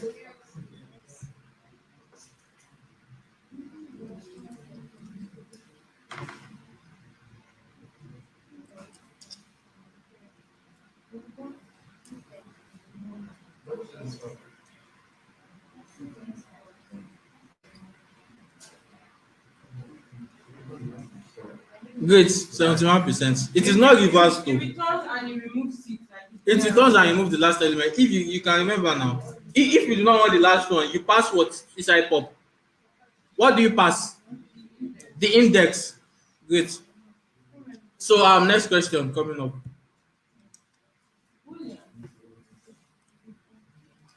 This 50 seconds is too much. No, it's just second.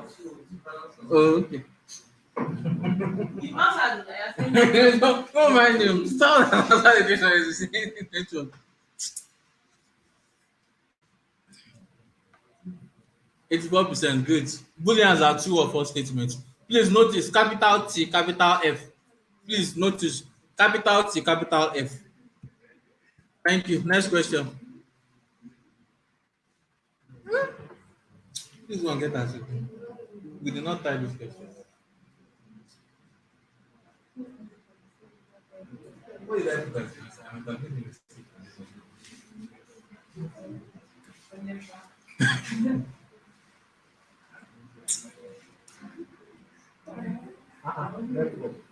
Why this is making sense?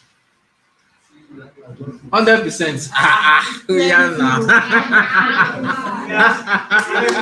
No, I don't. Next question. And 17 people answered. Next, 17 out of about 20. You see, it's not network.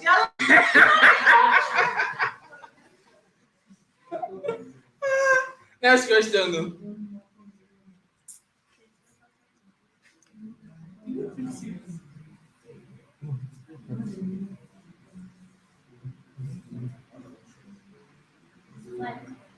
That lose the concept is making you see. You answer the question, you see.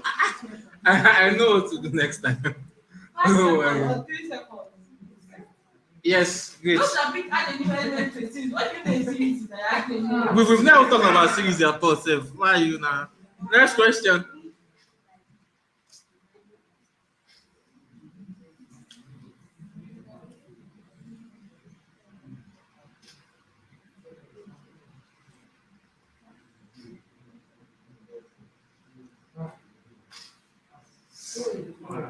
Come on, it's like saying, I just say Now which network? 79% available. Great. Why are you picking list? It cannot be a list now. There is no brackets. Name is a variable now. It's a variable that we assign the string Temilade to. Can I move to the next question? Great.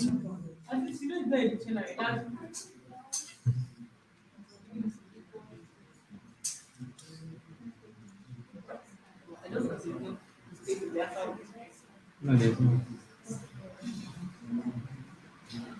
I was in charge of this car. I need to be happy. It cannot be an integer. It cannot be an integer. It is a string because of the quotation, the quotes are the, so it is a string. It's not an integer. You didn't see it? No, next time you see it. So last question. Are we together?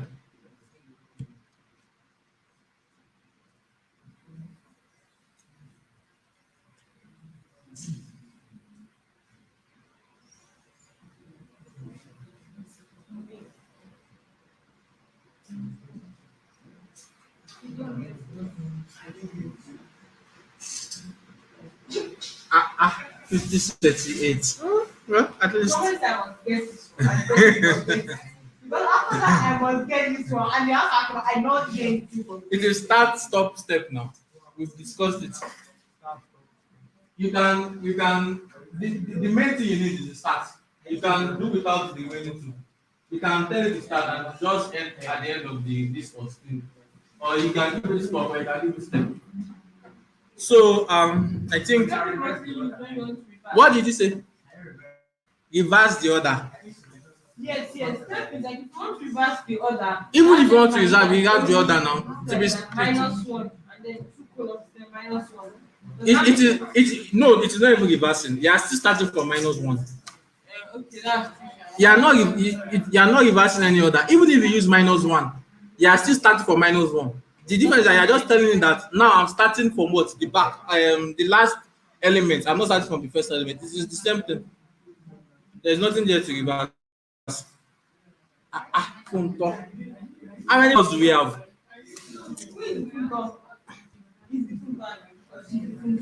For you to say she is the funtor, that means you are the funtor.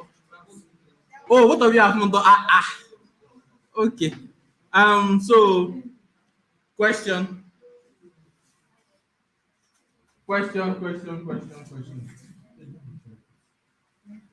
So I think to a good extent we have the basic knowledge of Python to continue. So we'll go to NumPy and pandas now. Let me check if there's any question. Status change. Please change my status. You have a question? Please, the material link I gave you, go to the notebooks. I've added a new notebook. This same link. I've added a new notebook in the notebooks. The name of the notebook is, I think, NumPy. Please add it. Should have mentioned this earlier.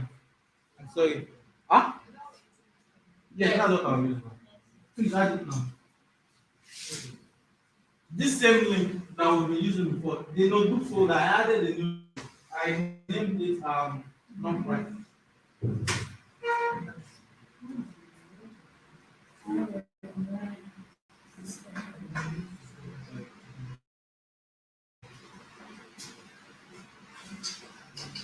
That's what we do.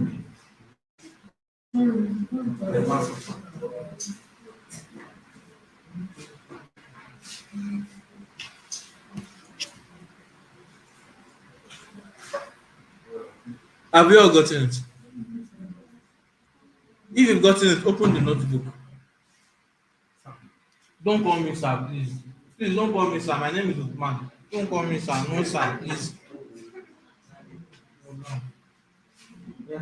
What? No, now you type tiny UL, not tiny URL. You type tiny UL. It should be tiny URL.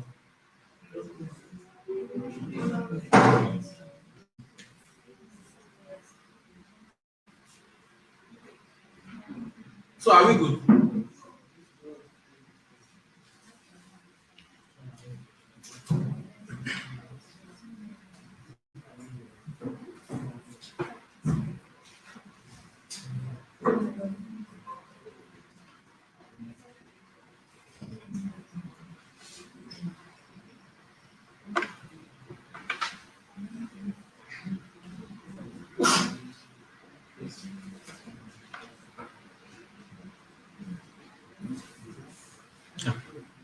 My dear, I forgot I didn't take pictures. I didn't take pictures. But I think I noticed a guy taking pictures.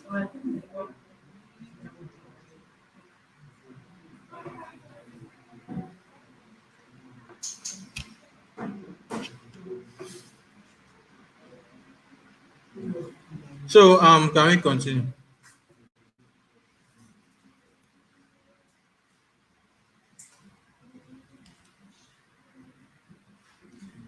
Mordia, we are enjoying you. Please carry on. Hey. What are we really doing actually? Now wow. Can we use real data sets? How can we apply all this? Wow, you guys need to calm down. You cannot just do something without foundation. See, there are a lot of data sets. If you look at the folder you have, there's a folder named data. You will see a lot of data sets there. There is overload of data sets. You shouldn't be worried about that. But I do not want a situation whereby we start working with data sets now, you start sleeping off, you start looking at me one way. So calm down. What are we? Okay, I've done this. Now wow. Okay, I under I understand all this while for now. For loops now, it could be so confusing. Don't worry, it won't confuse you when you practice. Keep practicing. It's not a prayer, oh, it is a fact. When you practice, it won't confuse you.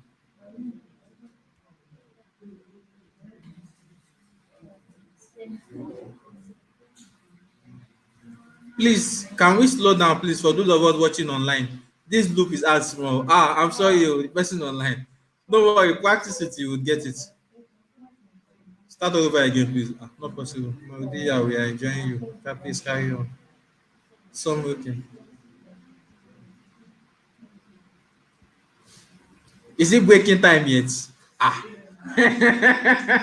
Wahala dey o. The thing is that I noticed that I noticed from Monday and Tuesday that after the break, I don't know. I basically lose the class. Short 20 minutes is short. Out of 4 hours. I Abba.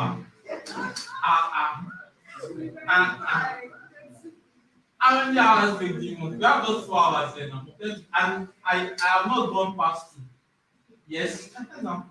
By 2, we are even before 2, we are usually done. Abba. So please, we are going to shift the break for today, please. Because I realize that when you go for break and come back, all the morale will just. So I'm sorry, it's breaking time yet. You have to hold on a bit. So have we all opened the NumPy notebook?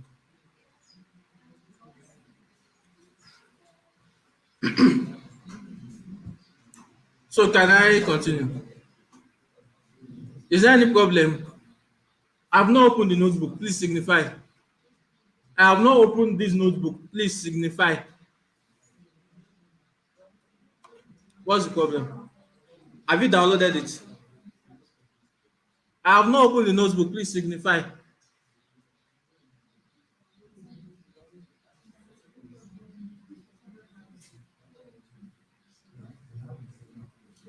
So we can continue, yes? Okay, great. One class, please. So we introduced ourselves to NumPy yesterday. So who can help me?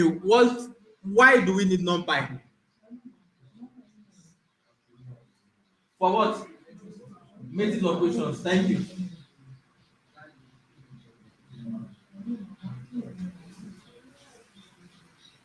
You've still not seen it. You've not seen the notebook. If you is not in the room, please signify. When I'm talking, I am looking for notebook. You won't get what I'm saying.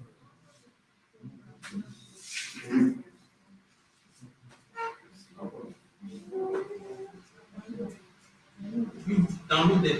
Even now, you not open it, and you are forgotten how to do filter notebooks. Go to your file explorer and do filter notebook. Go to where you say, where did you download it from? Go to your explorer. Most likely will be your downloads. Yes, and where downloads notebooks and minimize this one now. Go to your explorer and filter notebook. No, your explorer. This window here. This window here. The window you see when you open the filter notebook.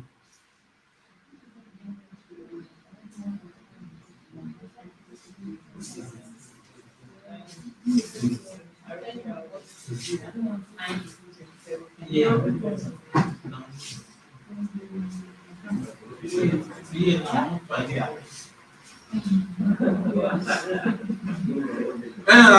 So we all have the notebooks open. Just put it.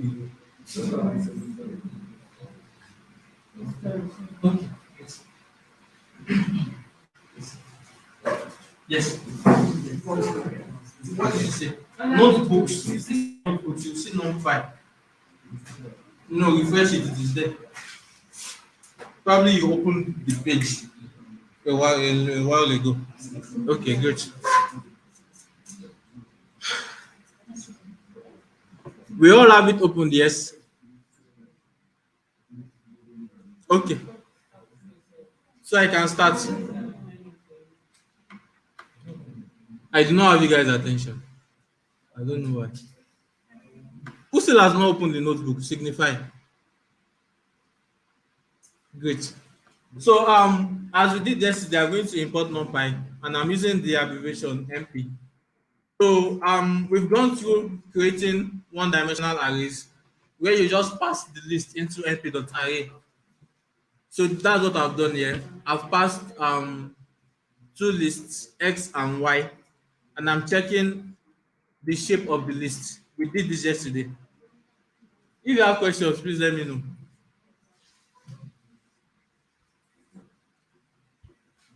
Now, this is a 2D array. Now, who remembers this format? When we use this format? I think it was on yesterday. Can you remember? So some people have asked that how this thing we've been doing, is it useful? I hope you start seeing the usefulness bit by bit now. Here, I define an array Z. This is it here. And I want to print the shape, but I want text to be before it. So this is what I did. The shape of Z is then this what's it called? Curly brackets. Then format Z.shape. Anywhere this curly bracket is, it will be what? What will be fitted there?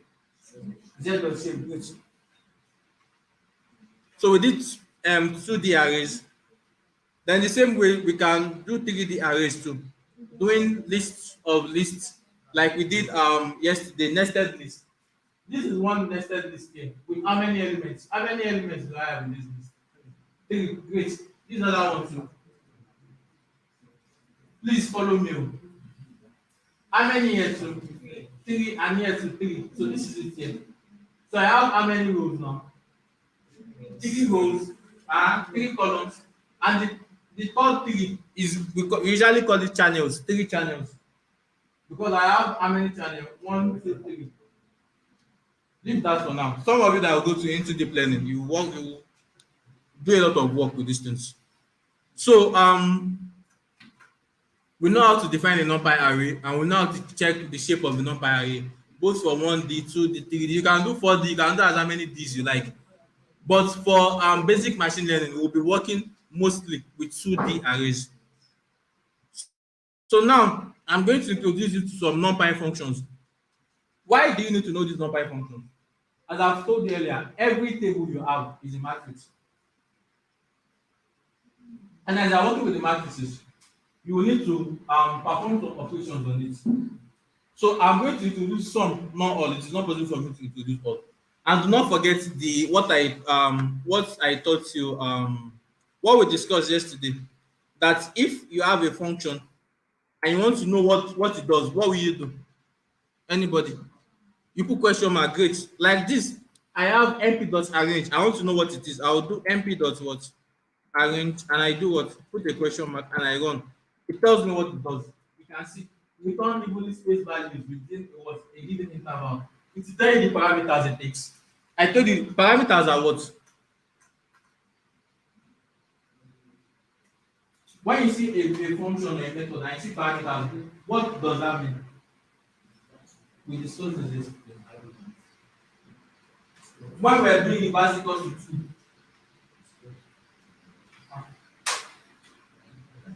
Wow. Probably I shy. Let me check slide.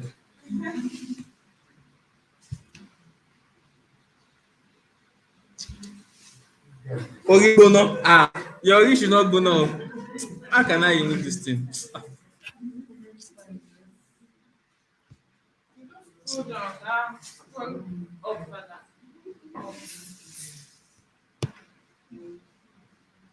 Please, can we go on break? Origono. Please hold on. Hold on, by saying.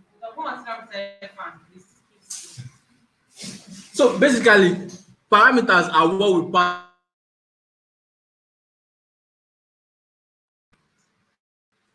Start, stop, step. So these are things it can take.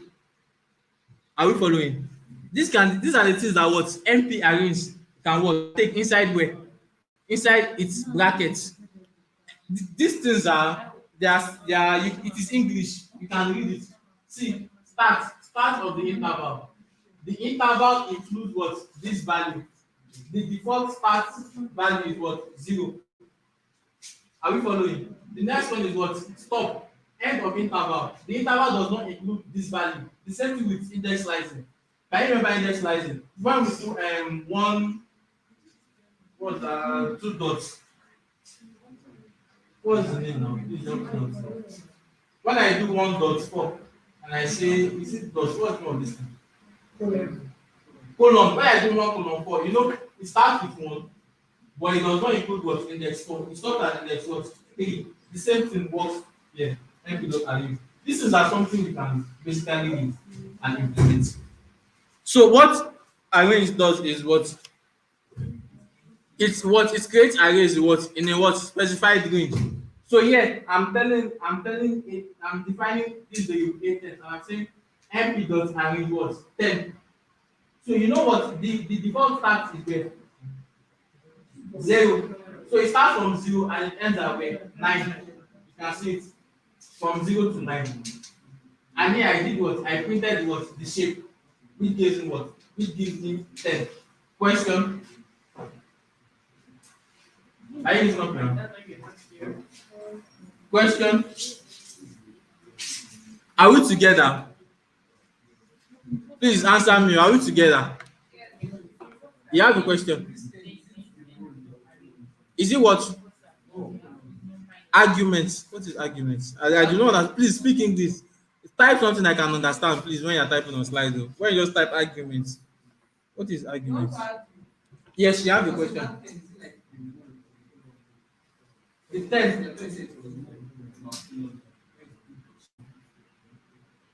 No, don't mix it up.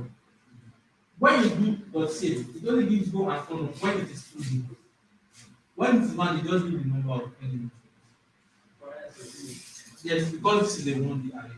If it was to be 2D, it will give you go column. 3D, go column channel. Question. So can I continue? So we understand np dot arrange. Any question? You can now. No. Oh, the way I answered you, I sounded aggressive. I'm sorry. You see, let me tell you. For every function and method, the best way for you to use documentation, and I'll show you how to get the documentation. You can either do this way, or if you prefer Google, type it on Google. You will see that you will see everything there. Use Google. Type np dot arrange.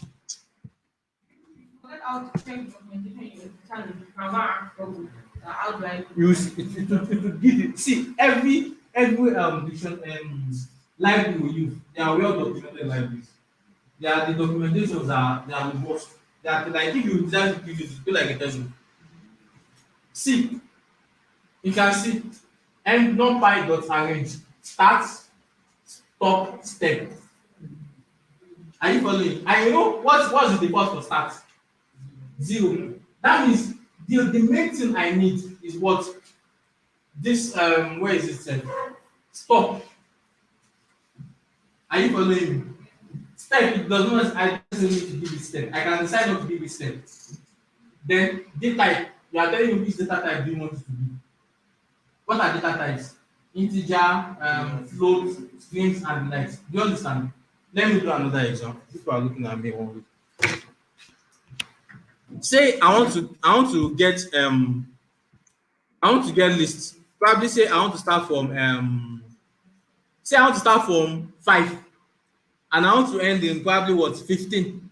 What will I do? I will do np dot arrange. The first thing is what where I want to start, which is what 5, comma. Where do I want to stop? 15, Abi. That means I will do what will I type? 16. Great. There it is. If you want step, if you do not want to move unit step, if you want to move 2 steps, give it another parameter, step. This is it here. Or if the way design, if it is confusing you, you can write it yourself. But it is, I do not advise it except you really need it. You can type yourself start equals to this, stop equals to this, and what step equals this. Can you see it works? Are you guys following, please? But it is not, you do not necessarily need to explicitly say start, stop, step. It knows what you are trying to do already. Just make sure you are giving it what it needs. For example, you know start is explaining what an integer. Let me pass a list and see what will happen.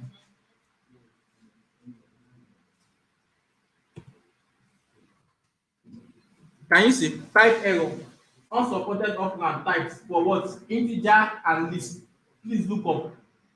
When I change this start is expecting a what? An integer. When I change it to a list, it raised an error. It is telling me that unsupported operand types for what?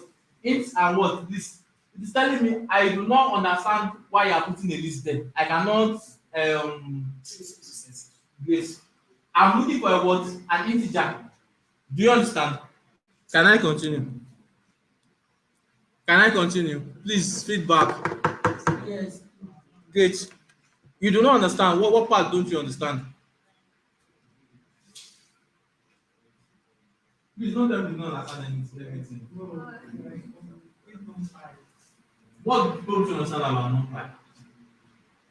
How it works, functions. That's what I'm explaining to you now. Matrix. What did you say? Its relationship is matrix. You use it to create a matrix now. You need to calculate some like this matrix, the normal matrix, calculate matrix are very confusing and so confusing. So See. that's why it's just like Okay. the same power with Python with Can you see this slide? Can you see this slide? Okay, I'm using the board.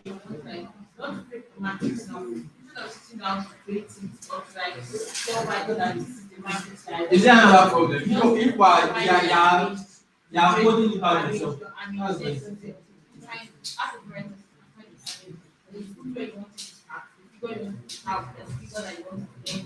That's the same syntax, the same notation with our list sizes where we have tax, stop, and step. Does that make sense? And we have tax and step. So when you're using non-binary programming, you can just put your tax values, your stop values, and all your steps you want to do. It's not what to take things there. Just to start with your stop values. How many steps? That's the Question. Can we continue? The slide talks are. If you haven't any issue, just say it. So Let me know. Let me check. Are you using up your hand? Are you raising up your hand? Yes. Yeah. What do you? Okay, you want? Yeah. Talking to you. So can I continue? All these all these things we are explaining, you can always read more about it. I've told you, you can always check the documentation. And with documentation, you will get examples where you can try different things. So I'll go to numpy.reshape. What the reshape does is that it reshapes an array for me. It does what? It reshapes an array for me. Now, I'm defining an array.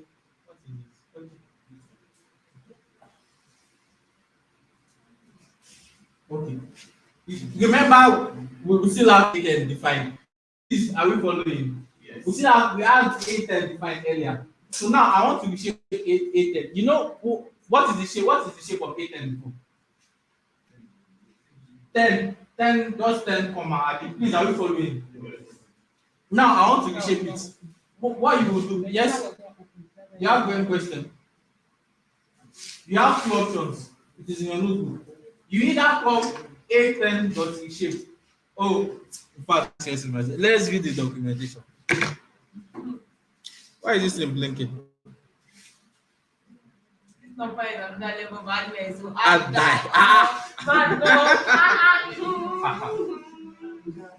you cannot do machine learning without numpy. Because everything you work with are numpy arrays. Even when you do the pandas, they are numpy arrays. basically nobody does math. No, don't say it's not math. You have to run away. Okay, it's not say like not math. That just nobody just helping you to add matrices together to do basic matrices. Okay, wait first. I think let me show you something that might make you be a little bit interested in numpy. See, let's say I have two lists. Now I told you when you read in any data set, it is a list. A table is a matrix. If you give a matrix, say I have 2 lists, 1, 2, 3, and I want to add it together to say 3, 4, and 5. If I do it with normal list, it will just concatenate. It will not add them together. But with numpy, I can easily add. See, I will change both of them to numpy arrays now.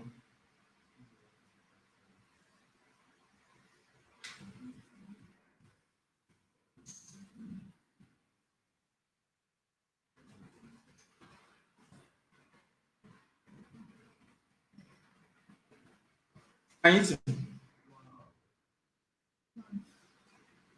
Numpy makes everything easy. Multiplication, addition, transpose, inverse, All your everything. basic matrix operation, Everything everything is not fine. All those things that Numpy is actually, if I wanted to add these 2 together without numpy, if that does, I'll have to first write for loop over this list, then for loop over. I'll do for A in first list, for B in first list, second list, then return A plus B. But with numpy, I do not need any loop. I will just add them together like this. Numpy is actually easy. It's even, it makes Python easier. It makes your workflow so easy because any mathematical operation you want to do, it is straightforward. The only thing you need to know is that which function am I using? Which function do I need to do this? Then when you know the function, you read the documentation of the function and follow it. So, you actually can ask Google, how do I do this? You might not necessarily take it to documentation. to just give you an example. So let's read the documentation for mp.reshape. Please, this documentation we are reading, it is because I'm just starting. When we are moving, do not expect me to open documentation of every function we use as we go ahead. Please, it will take time. See, mp.reshape, it takes how many parameters? Please answer me. How many parameters does it take? No. You can't see. Type it. Type it yourself. mp.reshape question mark.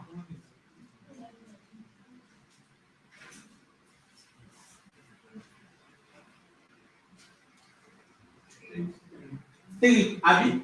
The first thing is what? A, which is what? The array line. Array to be reshaped. Then what is the next one? New shape. What is it? It is expecting what? An integer or a what? Or tuple of integers. Can you see why we did all those things earlier before? So you know which is which. You know what an integer is, you know what a tuple is, and you know what the tuple of integers is. That means everything in the tuple must be what? Integers based. So if you give this new shape anything that is not what? An integer or a tuple of integers, it gives an error. Very sure, 100% sure. And the other thing is what? Order, C, F, and A. You can see it is written optional. That means I can run the empty.reshape without specifying the what? The order. Do you understand? Question. If you don't understand, please ask. Empty.shape takes three parameters. The first one, A, the array I want to reshape. The second one is what? The new shape I want to give that array, which will be an integer or what? A tuple of integers. And the third one is the order. That's optional. You can read down. So remember, we have A10.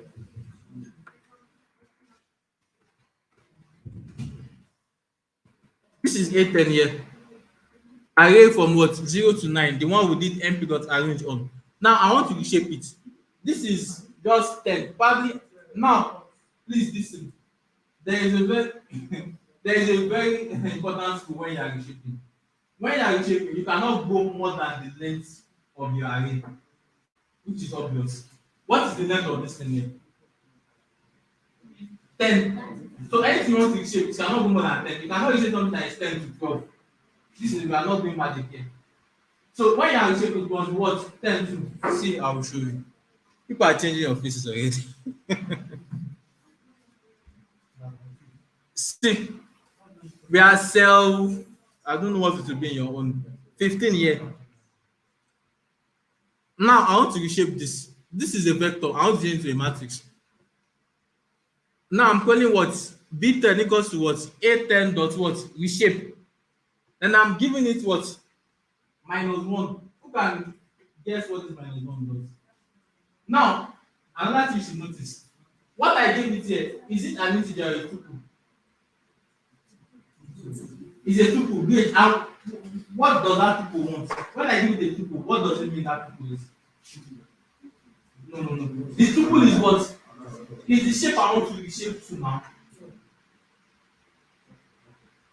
Are we following? The tuple is what? The shape I want to reshape to. And I'm telling you that dot reshape, I'm giving it -1. When I say -1, when we are indexing, what do we want from -1? The back, Abi. Yes. Now, -1 here, what it does is it gives me the length of this shape I want to reshape. Of the array I want to reshape, which is what? A10. Are you following? And this is what? 10. And I'm reshaping it to be what? 10, what? 1. Any questions? Question. Why we use -1 is that it is not every thing you want to reshape that you might know the length. Are you following? You don't need to start counting 1, 2, 3. No. Put just when you give a -1, when you use reshape -1 in this tuple, it knows that what you want to use the length of the tuple of the array you want to reshape. Do you have any question? So when I run this now, and I'm telling you that print A10, I'm printing A10 first, then I'll print B10 too, and I'll print B10 dot shape. You notice now that the shape of B10 is what? 10, 1. That means I have how many 10 rows and what?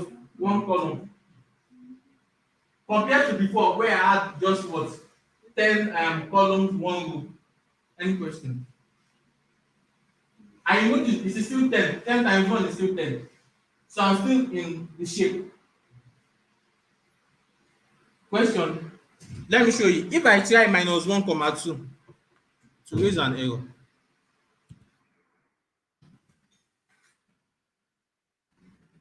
Okay, it does not. Let's continue. Now I want to reshape it to 2, 5. That means that A10 now I want it to have how many rows and how many columns? two rows and what? Five columns. This is it. I'm just calling it now. Dot reshape. I think 8 dot reshape. Then 2, comma what? 5. Any question? One. Question. I don't like these places I'm saying. What is the problem? Let me check slide. People seem lost.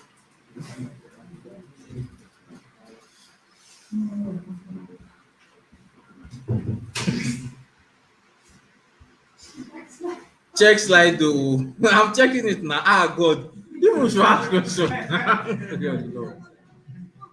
It's when you ask questions I can answer. I can know your worries. I can know exactly where the problem is. Huh? What did he say? Okay, is your worry. Okay. What time? 12:20. Let them Let them go. I'm come up tired. at This place is- 12:40. No. 20 minutes. 12. Yeah, 12:40. Then please, Come up at 12:40. guys, please listen. When you get something, please do not litter the floor. Please, there is a bin there. Please do not litter the floor. We'll take 20 minutes break.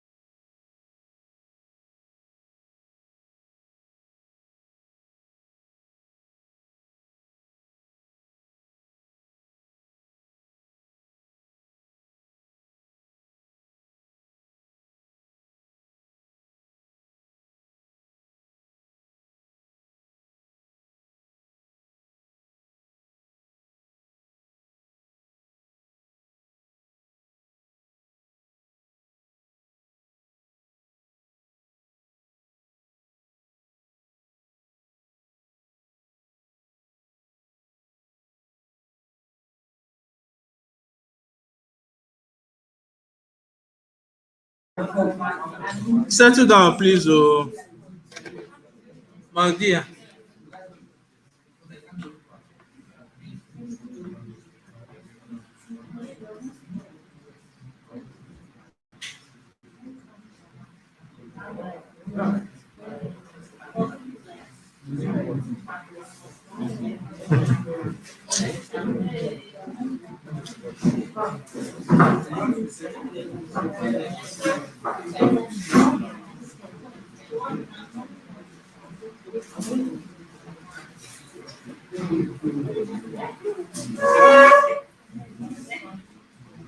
Hi guys, settle down. Oh.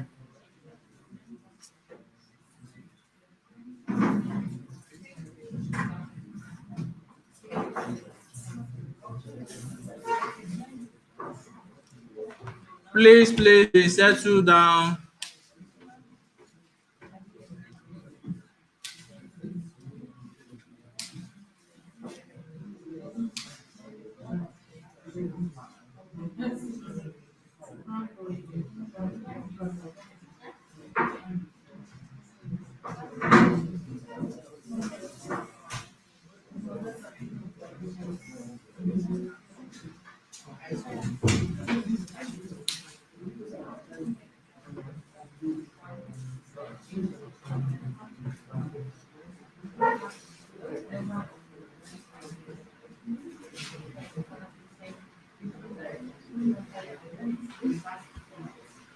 Settle down. So can we continue? My dear.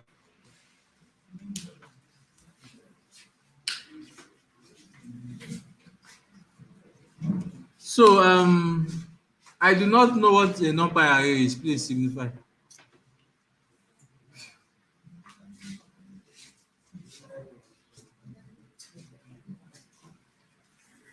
This number we are doing, sir. Why are we doing this? We need it at all. I don't know why we are doing this. Please signify. Please don't do.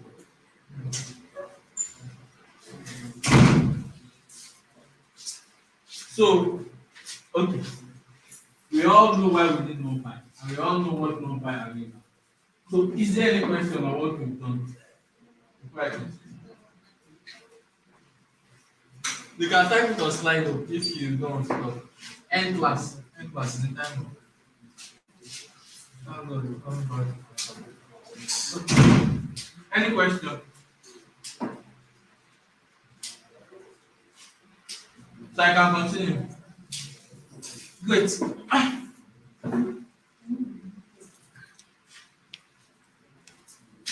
think I saw something.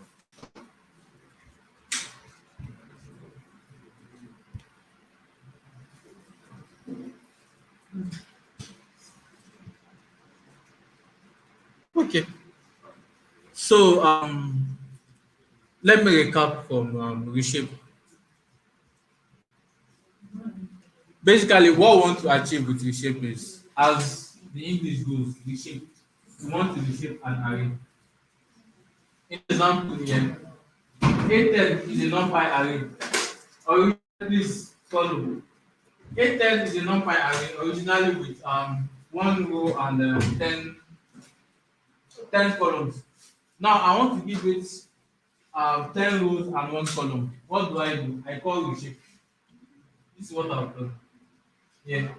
Then I'm telling it to reshape it to 10 rows and 1 column. So let me take the next example under reshape. Yeah, exactly the same thing too. And I'm telling it to reshape 810 to what? How many rows? How many columns? 2 rows, 5 columns. I can call NP dot reshape on what? 810. Do you understand? Questions? Questions. You can see now I have what? 2 rows and what? 5 columns. 2 rows, 5 columns. So any questions on reshape? Can we continue? Please stop. Yes.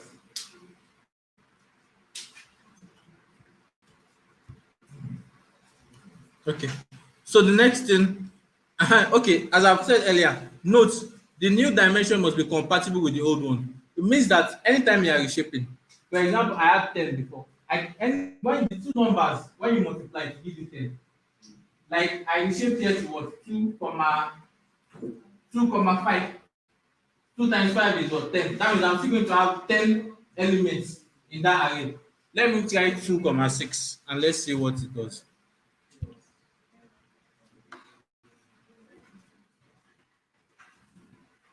And you see, it raises an error immediately. It tells you cannot reshape array of size 10. That's one of the reasons I love Python. Most of the error messages they are easy to comprehend by just reading it. See, it is literally telling you I cannot do what? Reshape an array that have what? Size 10 into an array that have size 2, 6. It's not possible now. Where will the remaining two elements come from? Soon fall down from heaven. So next I will touch on np.zeros. What np.zeros does is basically it creates an array of zeros for you. That's not what it does. When we get there, when we go to a linear regression, we usually start from zero as the starting point. You would see the application of this np.zeros.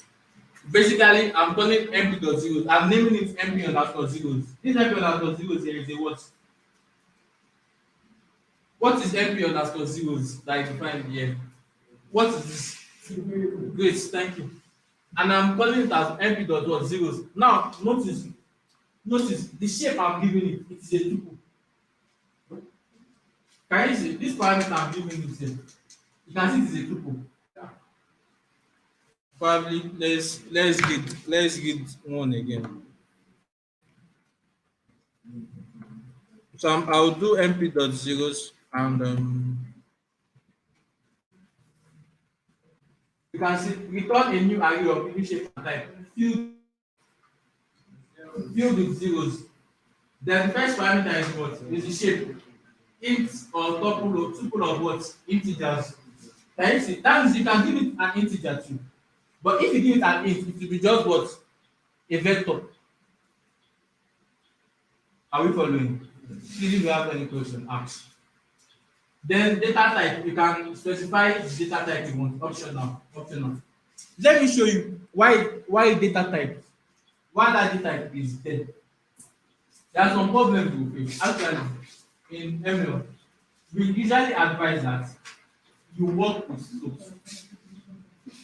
There are times where you need to work with integers. Why do we say you should work with floats? Because you need to divide. Are you following what I'm saying? You need to divide. Imagine I say 1 divided by 3, definitely I'll get a float. But if you are keeping everything to integers, float. Let me show you how to do the data type.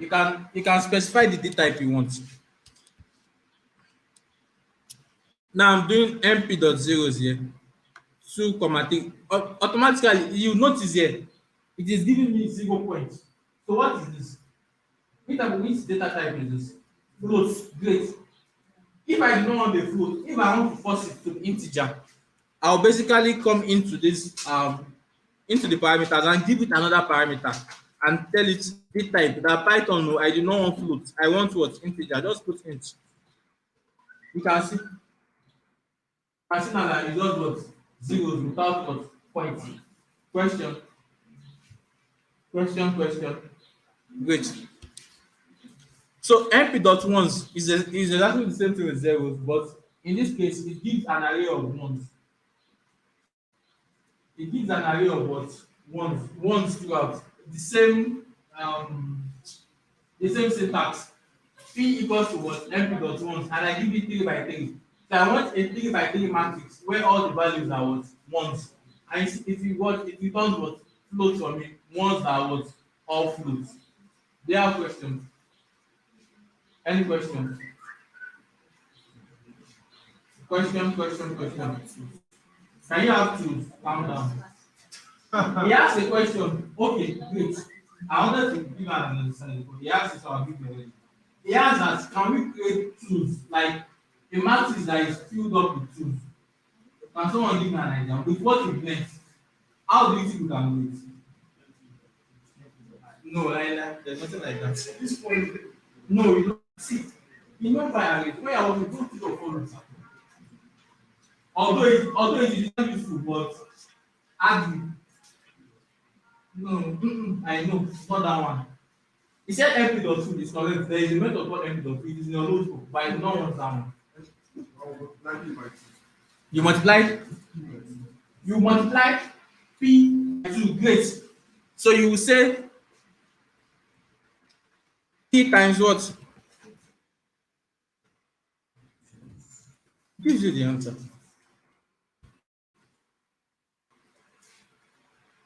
This is what it is. Huh? Why can't you have then so okay, calm down, calm down. If you're a developer, you create MP.0 1, you start getting 2, 3, 4, 5, it is waste of documentation now. Although there's not MP.2 where you will get to that now. But I'm not saying one of the beauties of NumPy here. What does happen there? It is called what's the word for this thing? Yeah, remind me. Broadcasting. Yes, NumPy broadcasting. You notice this 2 is just a number. It is an integer. But this P is an array of what? Ones. With NumPy, you can broadcast. Broadcasting means with this 2, if I do P times 2 in NumPy, it does multiply 2 by. If it's already, you can try it in the normal list. Most likely won't work. It won't work outside. So your question, why can't we create fours? Now, this is where MP.4 comes in. In MP.4, we specify the shape we want. We specify what we want inside the array. Here now, I'm telling you that what I want what fours. You can change anything you like. You can give it numbers. You can give it I won't be using numbers again. You can give it integers. You can give it floats. You can give it lists. Then I want what the type to what float. You can. This is not necessary, but I want it to be what float. Any question? Can you do what strings? Try it out. She said that we have strings. Try it out. You are with the notebook is right in front of you now. Just change this for to a string and see what you have. But if you do it, I say the type float. If you did the same thing, because if you convert it to a float, check.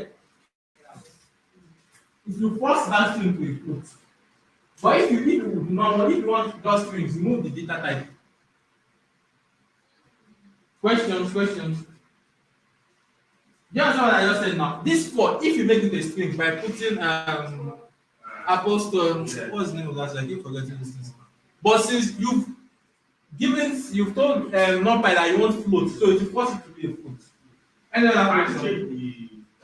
Yes, now. You can give it anything you like. But the data type in Python, no, please don't put your name as the data type. It will give you an error. So exercise, you create the same output. We've done this. Okay, now the next one, mp.linspace. Do not forget, for everything we are doing here, you can easily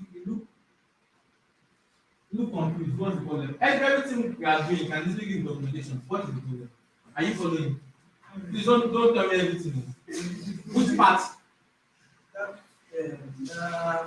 The matrix.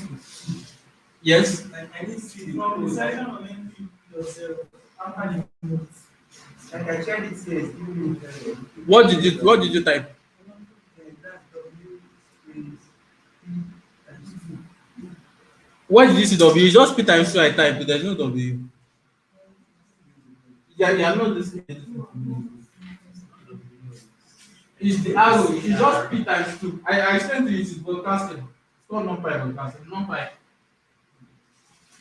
You can easily multiply and add the matrix and the scalar.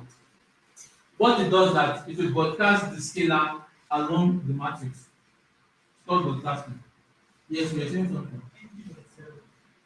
M.0 creates an array of zeros, giving a shape. Just putting the shape. Just putting it.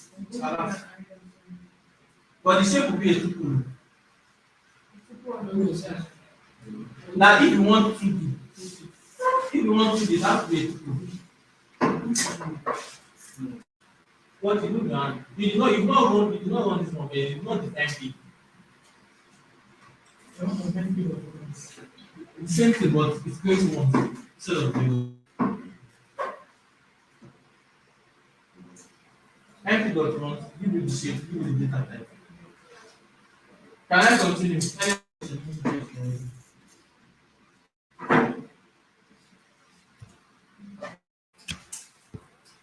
Ah, it seems that break. The break today worked.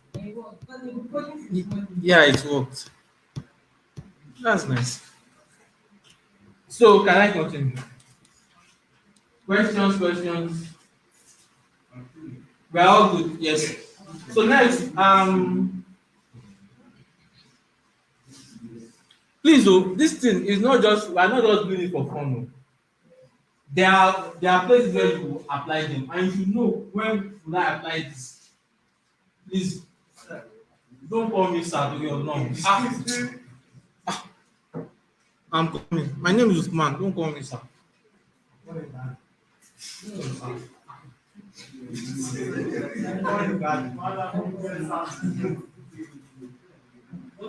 NP, see, you know one. See, give that notebooks. It is a session. You have to run preceding cells first before you run the cell. You not define where I imported one by an NP. The very first cell, you know what it is. So it immediately will tell you NP is not defined because it does not know what it is. Is it a variable? Is it a library? It does not know what it is. Okay. NP dot list space. So what this does is it creates evenly spaced numbers over a specified interval. So let's check its documentation. NP dot lin. If you do not like this question mark style, you could use Google, or there's another method. You can type help.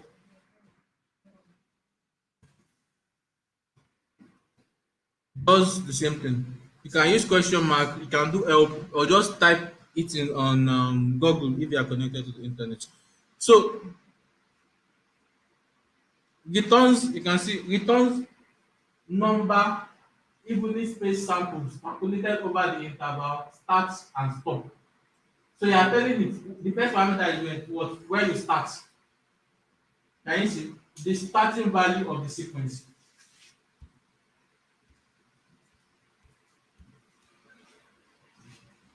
Then the next one, what is it? Stop. Again, like when you stop, the end value of the sequence. Unless endpoint is set to false. Endpoint, this is endpoint. In that case, the sequence consists of all but the last of none plus one. What this is telling you is that if you want to stop at that point, say if you want to stop at 10 and you want 10 to be included, you have to signify that endpoint equals to what? No. Read now. This is right in front of you. It's English. God bless you. The end value of the sequence, unless endpoint is set to false. Are you following? Unless it's what set to false. That means if it's set to false, it will stop at what? If it's guys 10, it will stop at where? Confirm. Then in that case, the sequence consists of all but the last of what? None plus one. Questions? No, great. This is our things you can read and understand actually. So yeah, I'm creating np dot link space. Another thing you should notice, please. What is the default value of the endpoint? Please, you have to check that one on yourself. So by default, link space at 10. Please, are you following? Yes. Probably check. I do not know what the default value of endpoint is in the parameters. Please check. But by default, it has what? 10. It starts from 0 and ends at 10. And it gives me what? This number equals to 6 is that I want 6 numbers. Are you following? I want what? 6 evenly spaced. You can change the num, you can change it to 10. If you space it by itself evenly, it will give you 10. You can see, I have 10 now. 2, 4, 6, 8, 10. Questions? No, let's continue then. np.random. What np.random does? There are different, it returns random numbers. Now, Those random numbers, this is where statistics comes in now. Please don't be scared. This is where statistics and mathematics comes in a bit. You cannot just say I want random numbers. You have to tell it, do you want random integers? Or do you want random numbers in a given distribution? Please, who knows what distribution is in this case?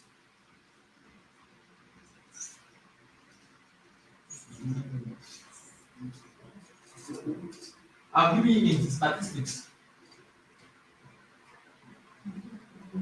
I asked earlier that a lot of people here are from science background. I think this is a general term. Yes, now in general, if you do statistics, you have more. Okay, what is distribution in statistics?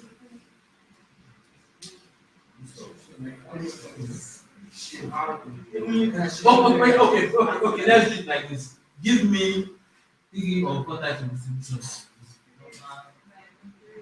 Yeah, confirm. The normal distribution, uniform, binomial, and so on. So, when you are doing random numbers, you have to specify the type you want.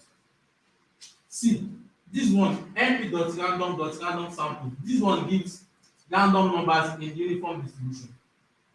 There are different types. It depends on what you are trying to achieve. And anytime you want it, it gives you what? Different answers. Because it is what?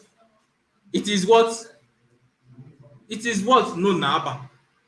Why is it that anytime I run it? See, if I run this cell, look at it. I have 0.7, 0.9. I'm getting different values for every time I run. Why? Yeah, now. Because I'm generating random numbers that follows what? Uniform distribution. That's what np.random_sample does. Please read this. If you want just integers, you do np.random.randint. There is binomial too. np.random.binomial. There is this one that we usually use very well. Normal. np.random. Just double it. Normal distribution. Number. In fact, let me show you an example.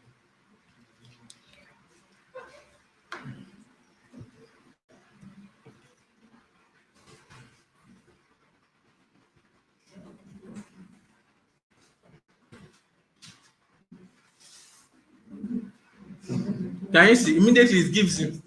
Can you see it? Numpy dot what? Dot random dot what? Dot normal. You can click on it and read it now.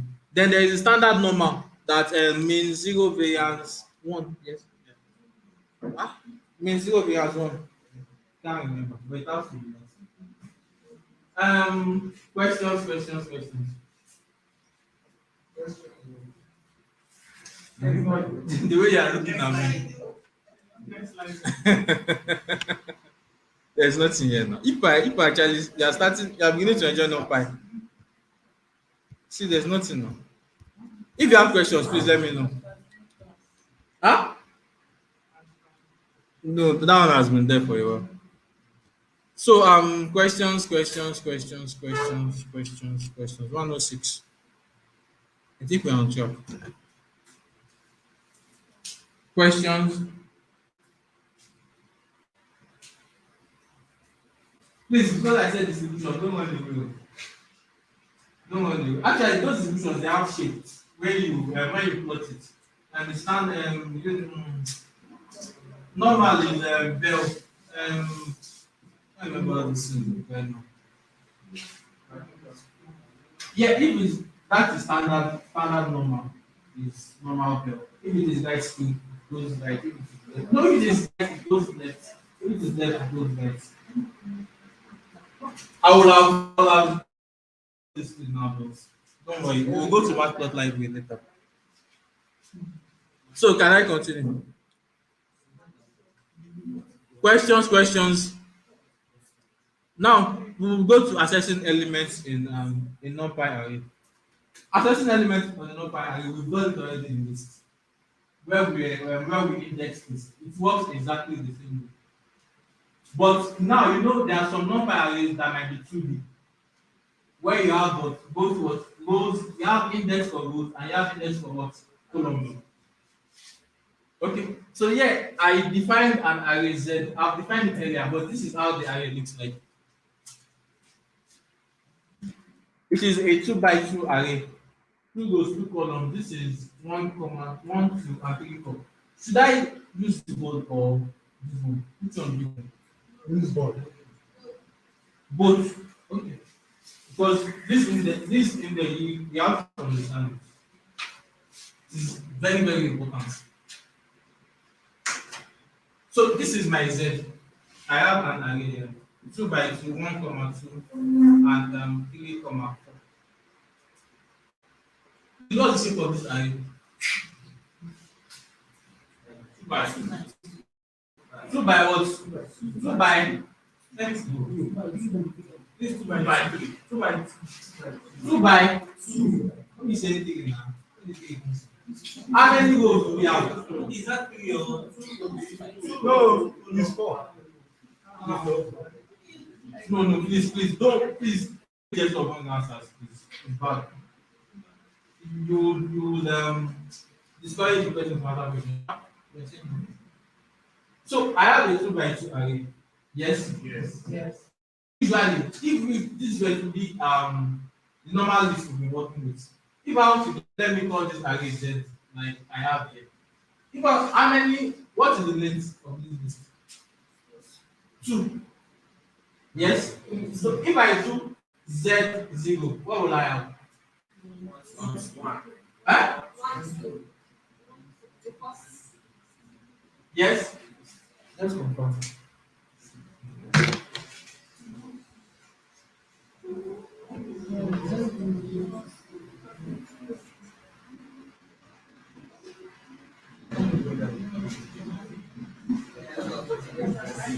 Are we following?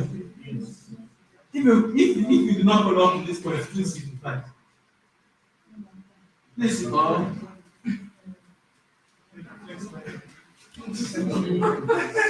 Just like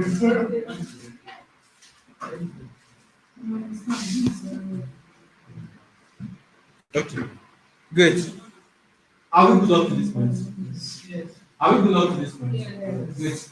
Now, you know, okay, what if I want to have this element to alone? You know, usually with our normal list, I'll do what? 0, Z0, then I'll do what? 1. And I'll have 2.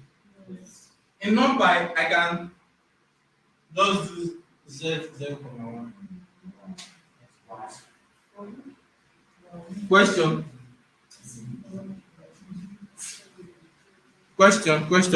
This is an example like I did here. Scalar elements in row 1. Where is row 1? This is row 1. And column what? 0, 0, 3, 1, comma 0. Questions? Row 1. This is my row 1. Don't forget, index in the Python starts from where? 0. So this is row 1 here. And column what? 0. Where is column 0 here? 3. Any question? Can I continue?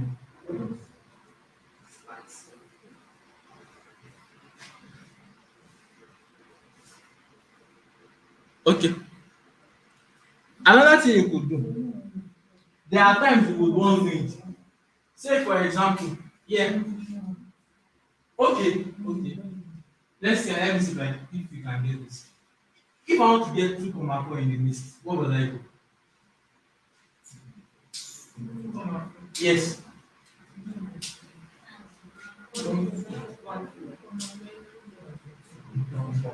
I want, what would I do? And I'll just think about it.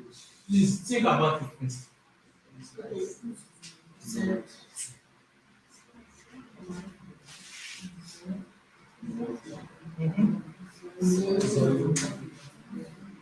Zero column. 1.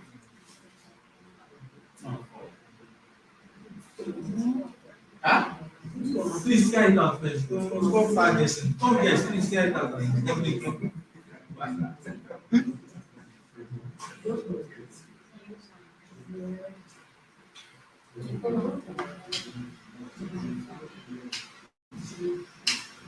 Do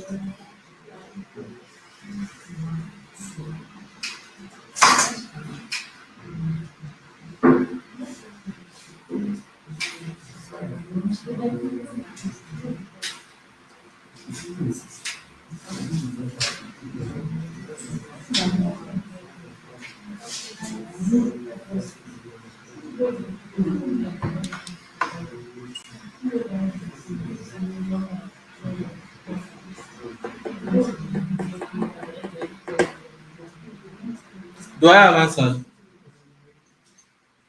See, you need just one bracket, you don't need two brackets.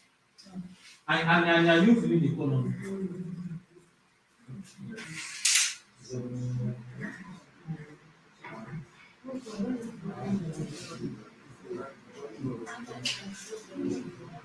I've gotten it, let me know. You have gotten it. You got it in two brackets. You're now combining it together now. Just remove the two brackets in the comma.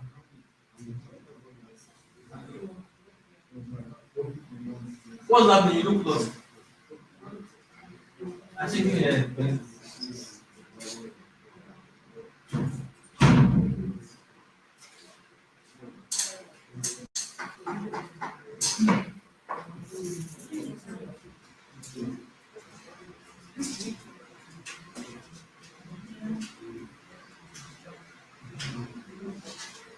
Okay.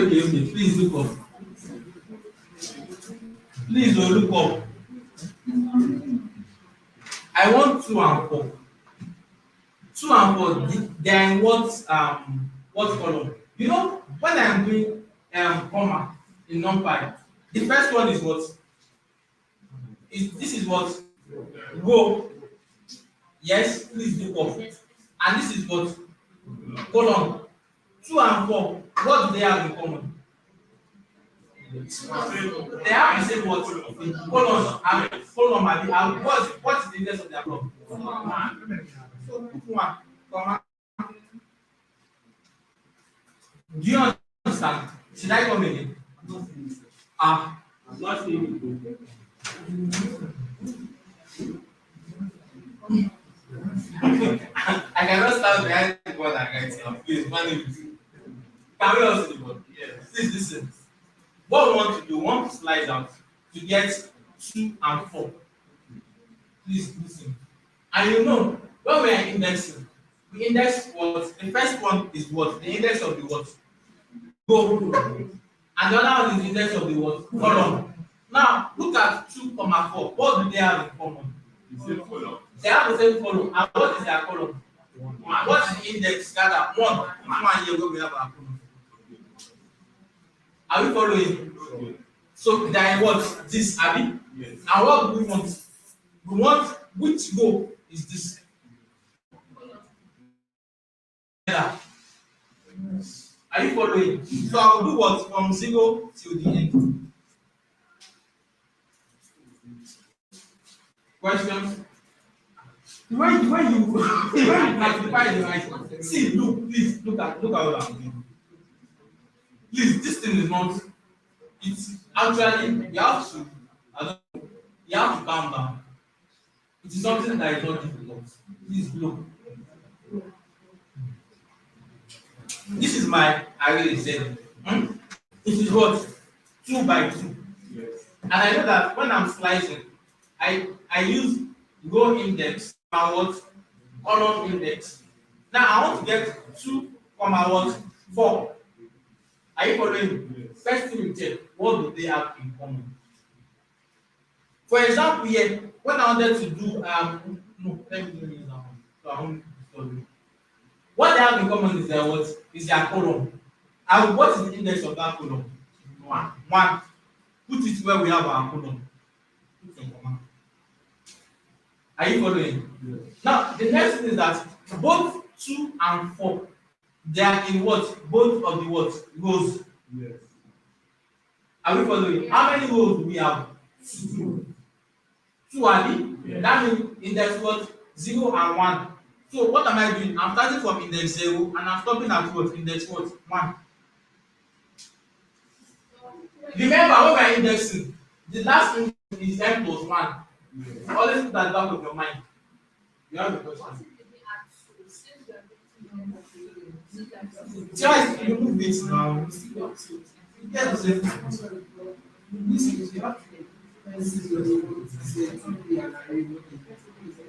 It is an array, oh please oh. Please oh. This one only works for array. It won't work for this though. It won't work. That's one of the beauties of non-pi arrays. The beauties are they are bound, they are open. So it is mp.array, please. This is an array. It is not a list, please. I'm slicing it as a non-pi array. Question. Are you following? Are you saying you are following? The way of does not look like you are following.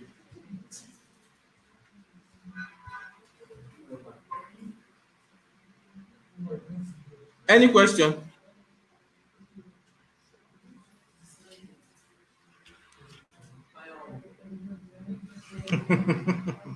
Okay. Okay, so this is an example here. Um I defined a variable ARR, an MP array. What is the shape of this array? What's the shape of this array now? Huh? Yes, what is the shape of ARR? 2 by what? 5. Great. So now, yeah. Huh? In fact, let me enter a new line with this array so you'll be able to visualize it. That's why I said it's better to when you are typing, you type arrays this way. The readability will be better. Now I want to find 7, 8, and 9. You can see 7, 8, and 9. What do they have in common? Please can you stand up? They are the same what row. And what is the index of the row? 1. This is 1 here. Are you following? Yes. Then on the column they are what? This is the first. I want to go from what? The first element to the what? The first. I want to first find first, second, and what? Third. So that's how I'm doing 1 column. Understand? See, the same way you slice through the if you face 3D is exactly the same idea. For some of you that might want to do deep learning in the future. You can practice the rest. Okay, I like this one. This one uses both words. I have. Can I move this in? I'm coming.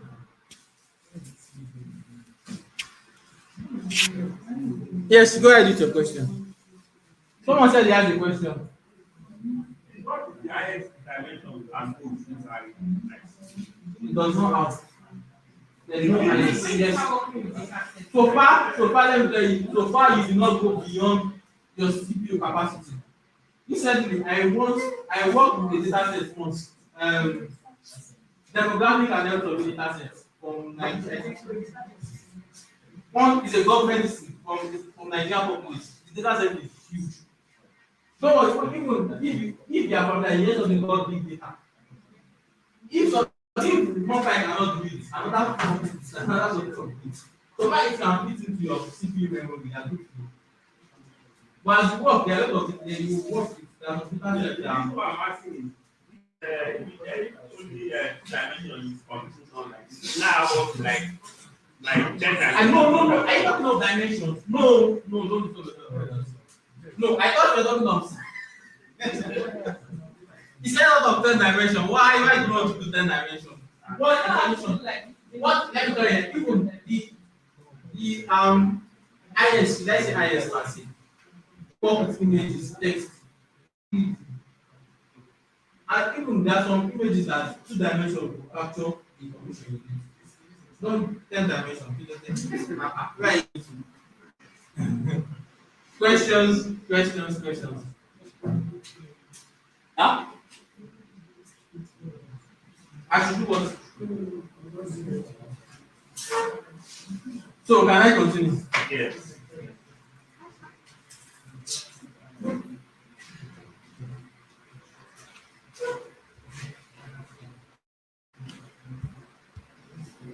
Okay, great. Okay. This one now. From this AR I want to probably as it is.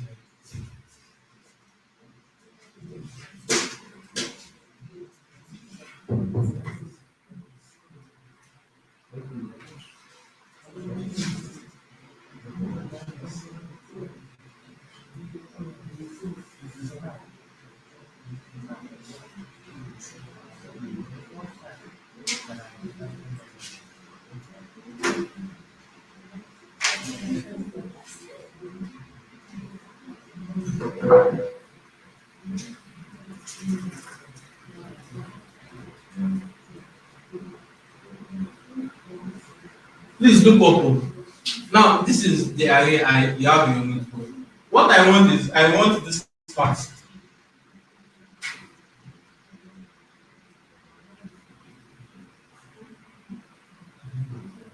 That means I want to extract a 2D array from the 2D array I have. Please look up. It is the same idea.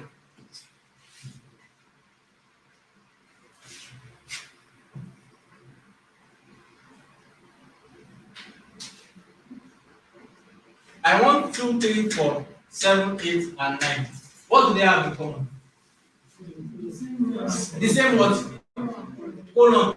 Which colon they fall in?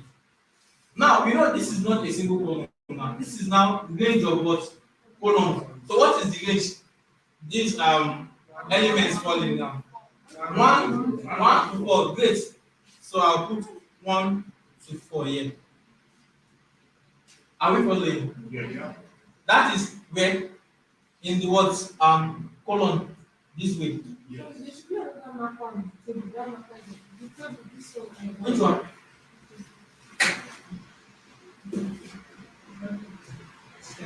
What's up? Okay. So now I've settled what column. Now check your rows. Which row is it in? Which range of rows is it in?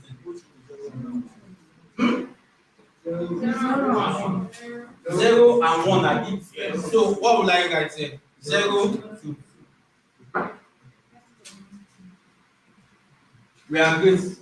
So if I give you any array now, you would, and I want something from it, you can slice it out.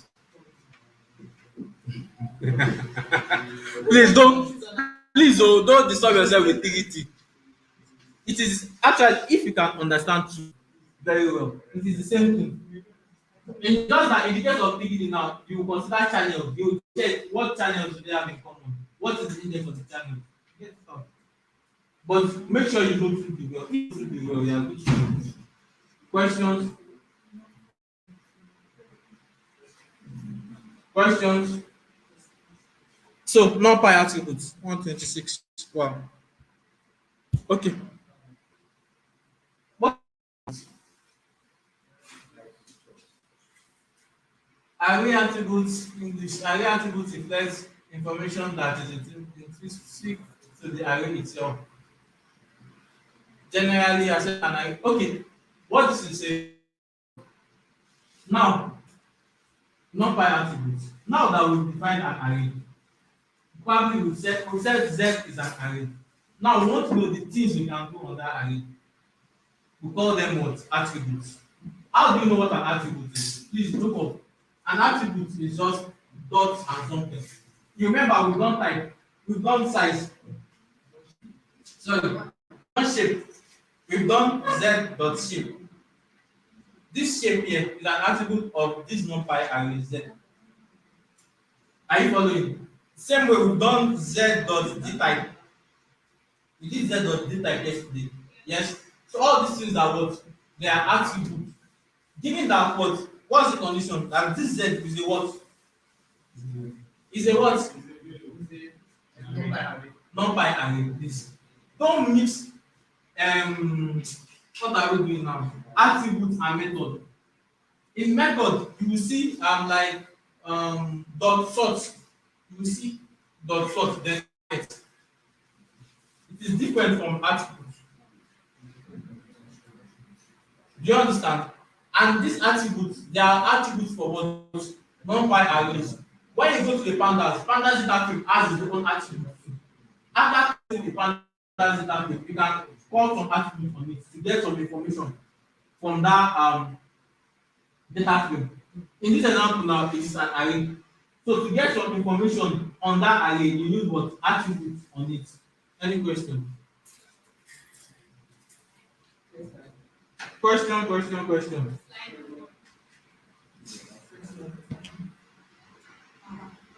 I think you guys are following now.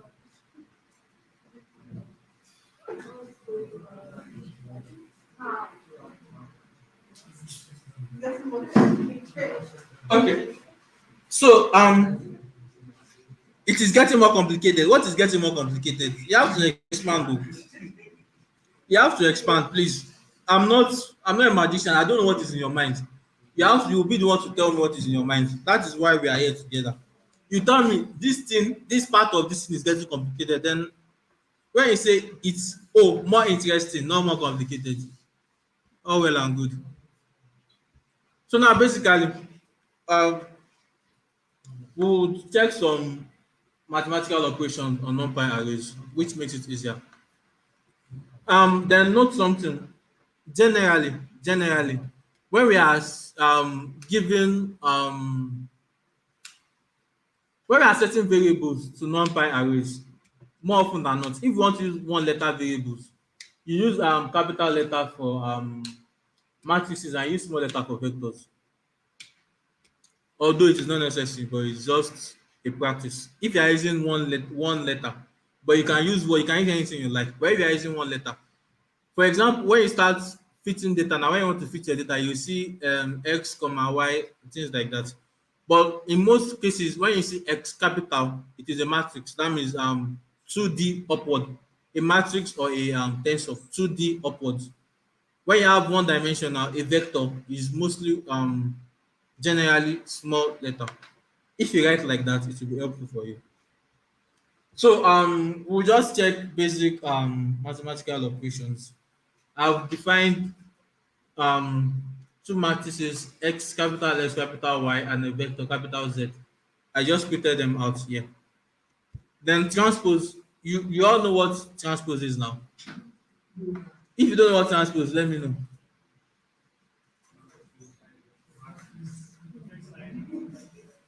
Transpose of a matrix is just reverse. If you have m by n matrix, transpose of it will be n by m. That's all. If you have 2 by 3, if you get the transpose, it's 3 by 2. You just rearrange it. So when you want to find transpose, you just do x dot capital T. You get the transpose. Can you see? NumPy is actually nice. You can see where is x before. 1, 2, 3, 4, 5, 6. You can see I have the transpose now. 1, 4, 2, 5, 3, 6. That's for the transpose. Just x dot capital T, and you have the transpose. The next thing, addition. We've done addition before. Element-wise addition. When I do x plus y, it adds each element together.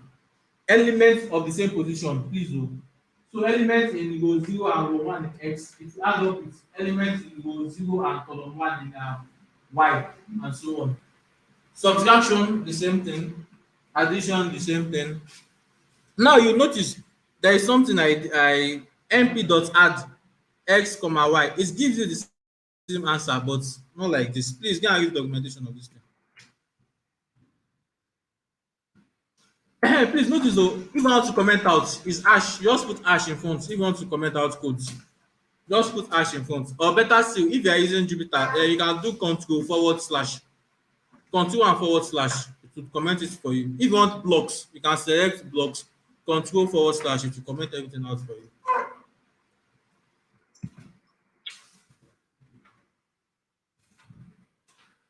Value error. Why are you giving me value error?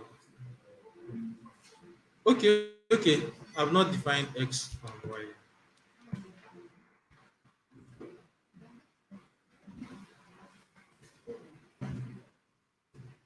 Okay, you can see it gives the same answer. You can read up on what np.add does, but it adds actually.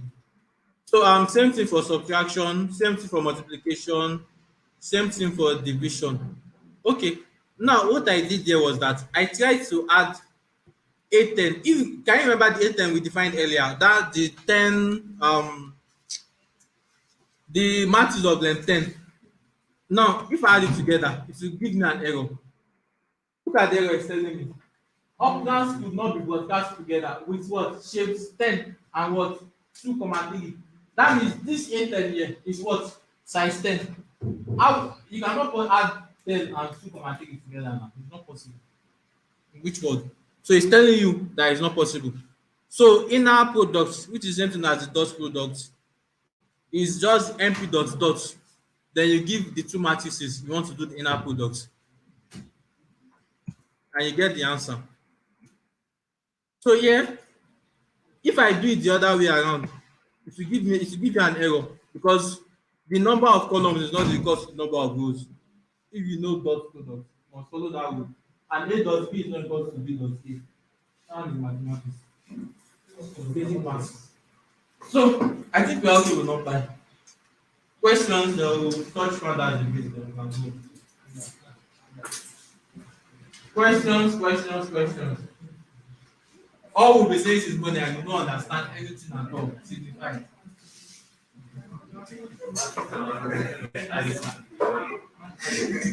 What are you saying?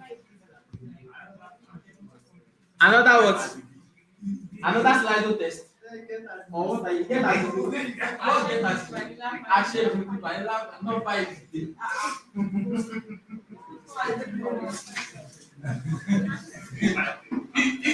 If you do not know vanilla Python, how will you know Python? You have to know vanilla Python now. Before you know Python. Questions, contributions, suggestions, additions. So can I go back to pandas? Good. I've not set up a notebook for pandas, but don't worry, we can use the PDF. So go to your PDF. Actually, everything we've done, everything I just discussed on NumPy is from your PDF. I didn't really complete it. You have the PDF. I just necessarily compare it and did some two additions. I wanted to do for pandas, I have to sleep. I have to sleep. So, can we touch pandas? Questions. Please ask.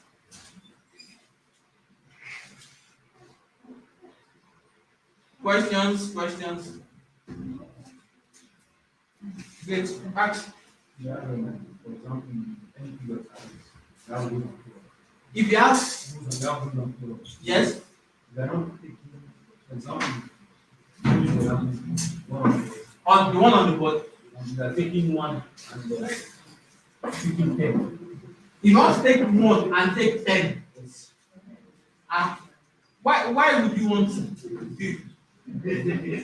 It's like no. You do not need to actually. See, the benefit of slides, let me tell you this. Why you want to run models now? There's something we call the twin sets and the test sets. Listen, because why this is basically why we slide. When you have a data set, you split your data set. Please listen, please. Oh, you split your data set into what is called explain and the test. Some will do train, some will do validation and test.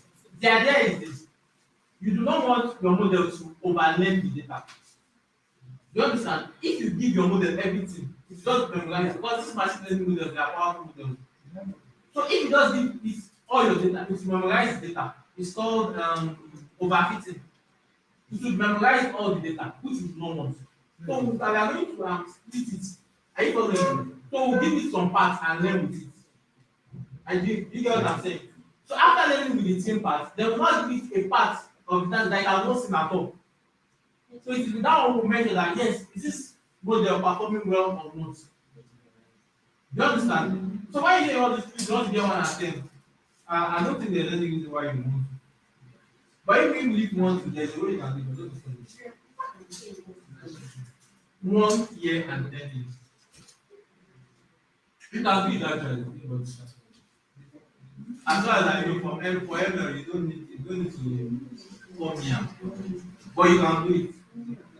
Think about it actually. Think about this. It's something you can questions. Are there any questions on sliding? Okay, so let's go to pandas.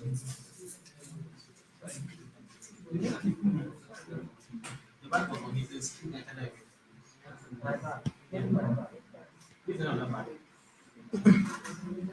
the bag you carry. So I've started the pandas notebook, but I have not done it.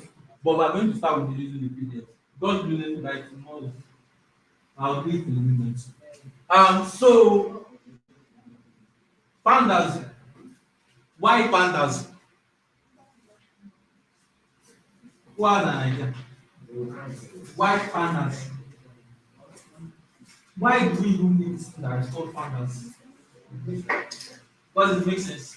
Have you got it? No.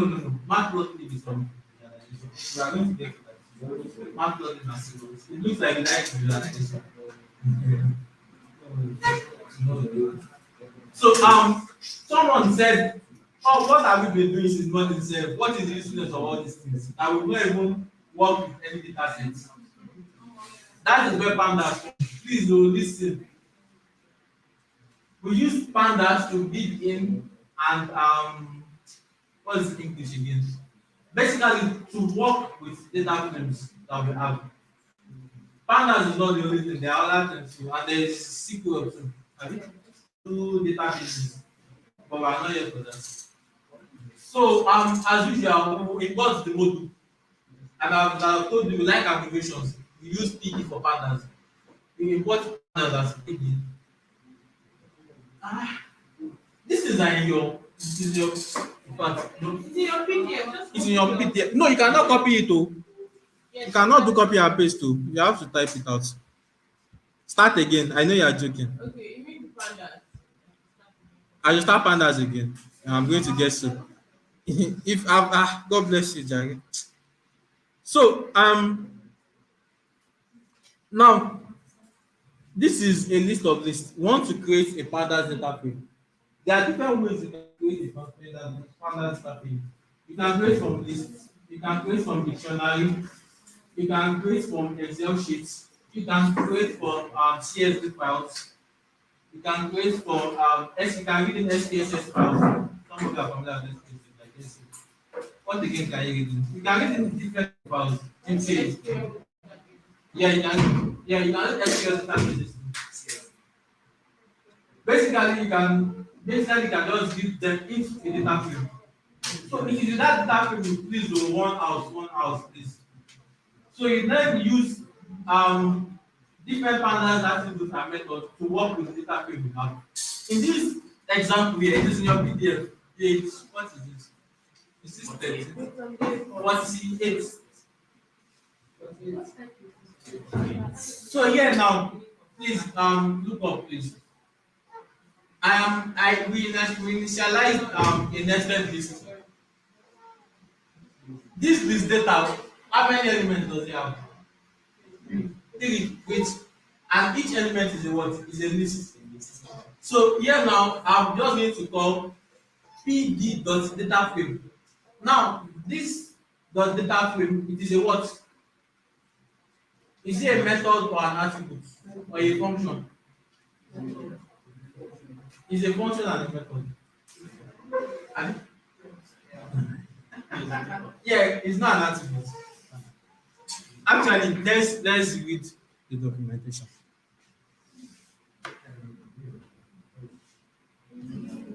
So I've imported pandas as PD. Then I'll do. Please notice in PD.data frame, the D is capital and the F is capital. Please, very important.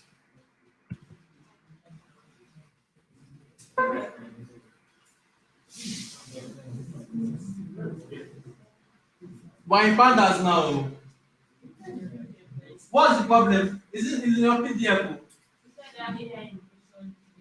It is inside the AI edition PDF, please. Don't worry.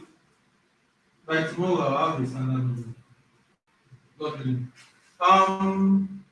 Okay. So this is what it does.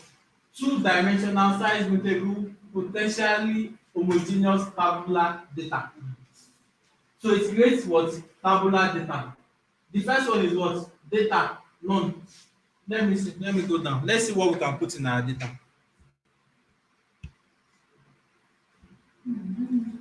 Can you see? NGRA, structured or homogeneous, iterable, dictionary, or data frame. This can contain series, arrays, constants, or list-like objects. Great. So index, columns, data type, copy. You can read these things. You can see you have examples here. So let's go to the PDF. You know I got it now. PD dot question mark, or you do help, or you Google. What happened? I don't want to start off and put that I'm Let me show you right.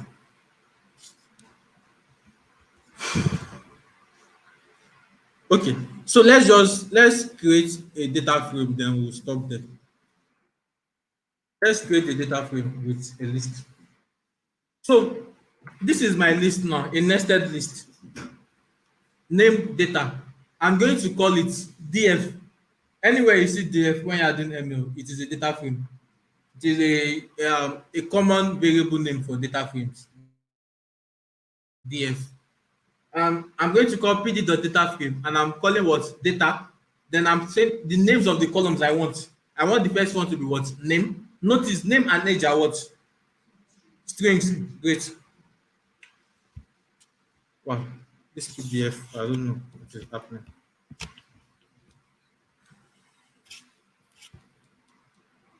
So you can see now, this is my data frame now. Probably I should.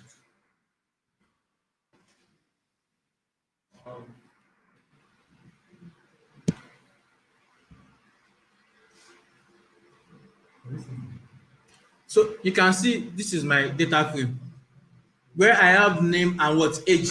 Now you notice name, it takes what? All the first what elements in the what? The nested list. Ayo, Imran, and Chooks. And it what gives the other value. I want the other person to be what? Age. I think we should type it out and see. It won't copy. Someone copied it here. Which PDF are you using? It depends, but it will be really scattered. I'd prefer to just type everything myself. I think I will type this one. I think I've typed it outside. So this is it here. This is the data. You can type yourself. You can change anything you like. You can add. You can add more. Say I want to add another observation. Say I do I want to add say joy, then probably 34. You see, it updates. Are we together? Are we together? Don't worry, we are rounding up already. Your faces are changing. You have a question? Okay. So the other method that we'll do now of creating a data frame is using dictionaries. I think after that we can round up.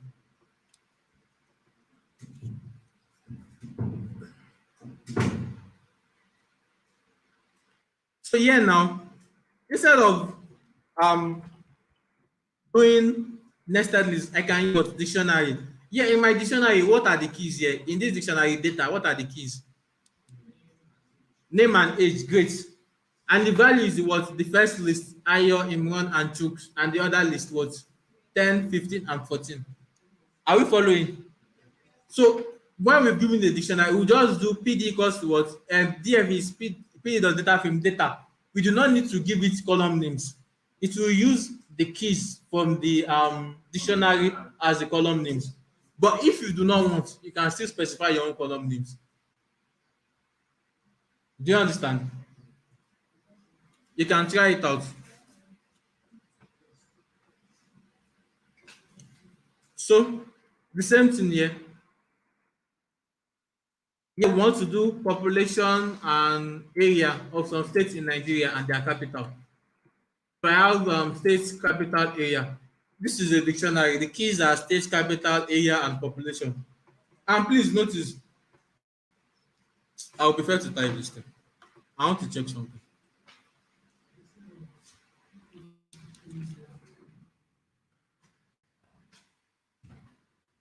Please, what are the keys? What's the first key?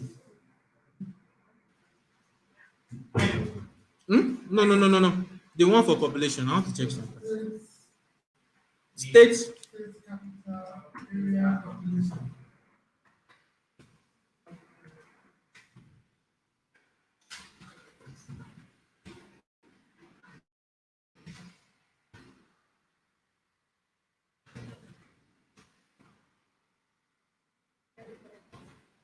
What is the error? Who is having error? You are missing out something.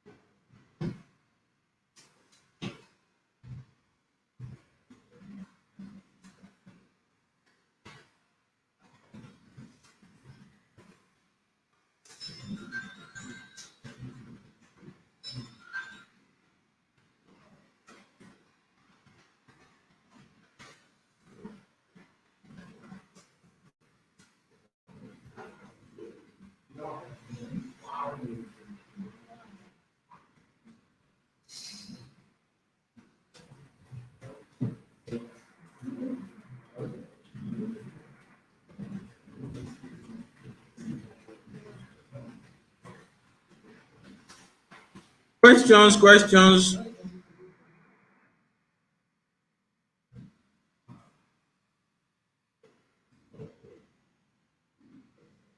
I did not take pictures. Wow. Wow, wow, wow, wow.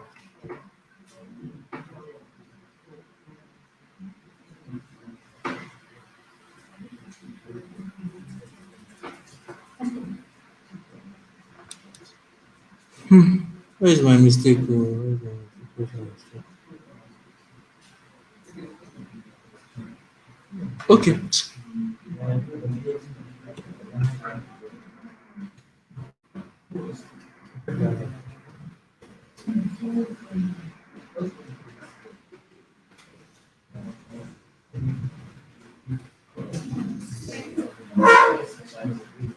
Okay, please, this is what I want to show you before we go. Look, I type. Please look up. You cannot see it. See, the gist is just basically. Please look at. But you're able to see the PDF now. See, please listen. When you are creating a data frame, please look up. When you are creating a data frame using a dictionary, your keys they must be of the same length. That's what I want to point out. You can see Abia this 1, 2, 3, 4, 5. All the keys are length what 5. If it is the sorry, thank you, the values, thank you. If you add like I did there, I added one more here. This one is 3. It raises an error. And it will tell me that what arrays must all be the same length. Can you see? So questions. We are rounding up now. Yeah. For your assignment, your output should bring something like 9 times 1 equals to 9, 9 times 2 equals to 18. I do not want 9, 18, 27. I don't want that. So I want 9 times 1 equals to 9. And like that, 9 times 4. Okay. So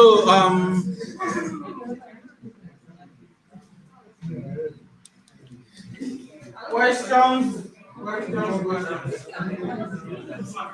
Yes. What is the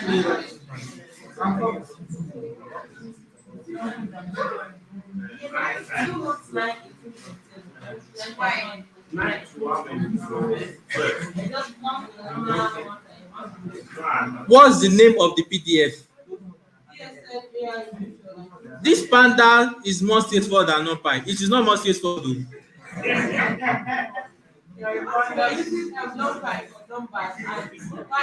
Okay, while we are working, okay, don't.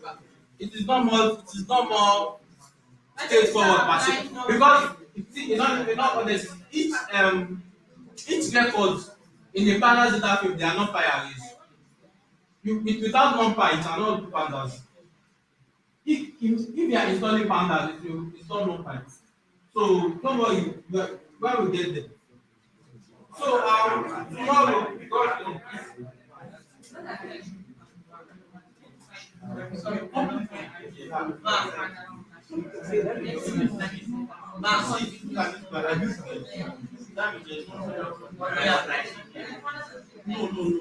See, this girl,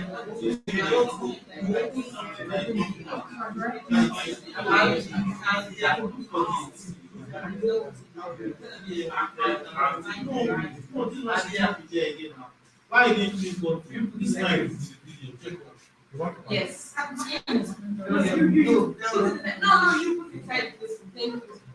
I can't find the PDF for Panda. What's not PDF? The PDF was AI vision. AI version. This one is asking for refreshment. Me now, I'm telling you, where is the refreshment? There's supposed to add refreshment now. See, I like this knowledge you have here. It's not something that just comes. And the beauty is that let me tell you, if you've not joined, it's better you join one of the companies under DSN, probably AI Plus, Lagos, or anyone, because they are usually trainings like this. Even if it is not physical, it will be virtual. So you can key into it and gain knowledge. Even though I personally myself, I'm always attending. I do attend the ones I can attend. There was a time AI Plus if I was doing one every Saturdays. I think because I personally I'm in AI Ibadan campus. So I really concentrate about yes. There is AI Plus Lagos now. There really Like, I don't see any of them. you don't see any of their events. And you will see when they have one.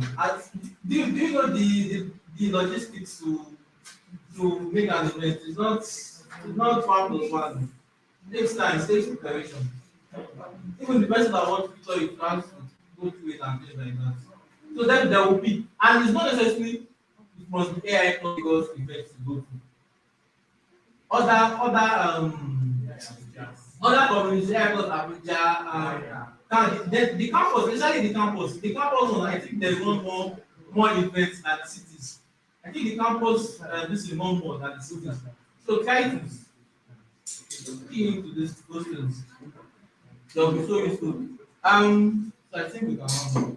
So tomorrow, wow, at this place we are we will not we've not done anything at all. Honestly, I don't know if I don't please this I'm not sure if we'll be able to do the model at this space we are learning at. Because tomorrow now we have to do data handling with pandas. Then we'll plot, make some plots. We'll make some plots rather.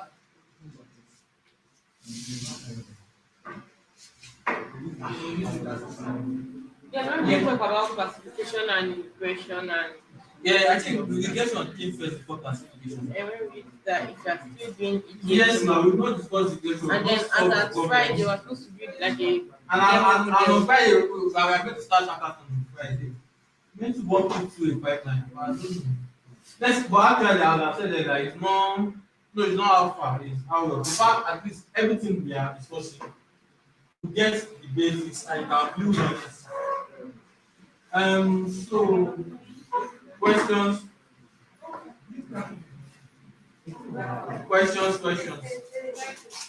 Okay, somebody said we could extend tomorrow's closing time or resume earlier. We cannot extend. As for resume earlier, what tomorrow is what? Thursday. They usually next time because I'm going for people. Okay, so what time do you want it to start tomorrow? I will not sleep. I cannot promise you. I cannot promise. Like today now, I left my place past 6 and I go here past 10. So, like, okay, yeah, So say I that. cannot promise you. Yeah, I left my house past 6 and I go here past 10. So I cannot promise earlier. But what time do you guys want to start if you are doing an earlier? 9. 9. Wait, if you want to Tomorrow start is by Thursday. 9, can you like fill up your hand? Okay, yes, create a poll Abi, if you want to start by 9. So I can see that if I cannot Maybe promise. I I cannot get it. What time will I do? But traffic on Thursday mornings are usually less. So your market will be closed. They open by 10. So I should be able to see them. But I'm not promising should you. I still create a It's poll? not as if I come like that. Someone will come and say, yeah, you came late. I beg. Should I create a poll? Oh, they'll post it on slide. If I wake up early tomorrow, I might come early. So When I should try to be here by 9, I'll try my best to be here by 9 also. but what of I have to talk to our host. Yes, you have to talk to the host. If it is possible. You talk to them before. So that will respond to it. I think it's like I don't check. Let's wait so we can hear the final conclusion. And so we can hear the conclusion then. It's still working, oh.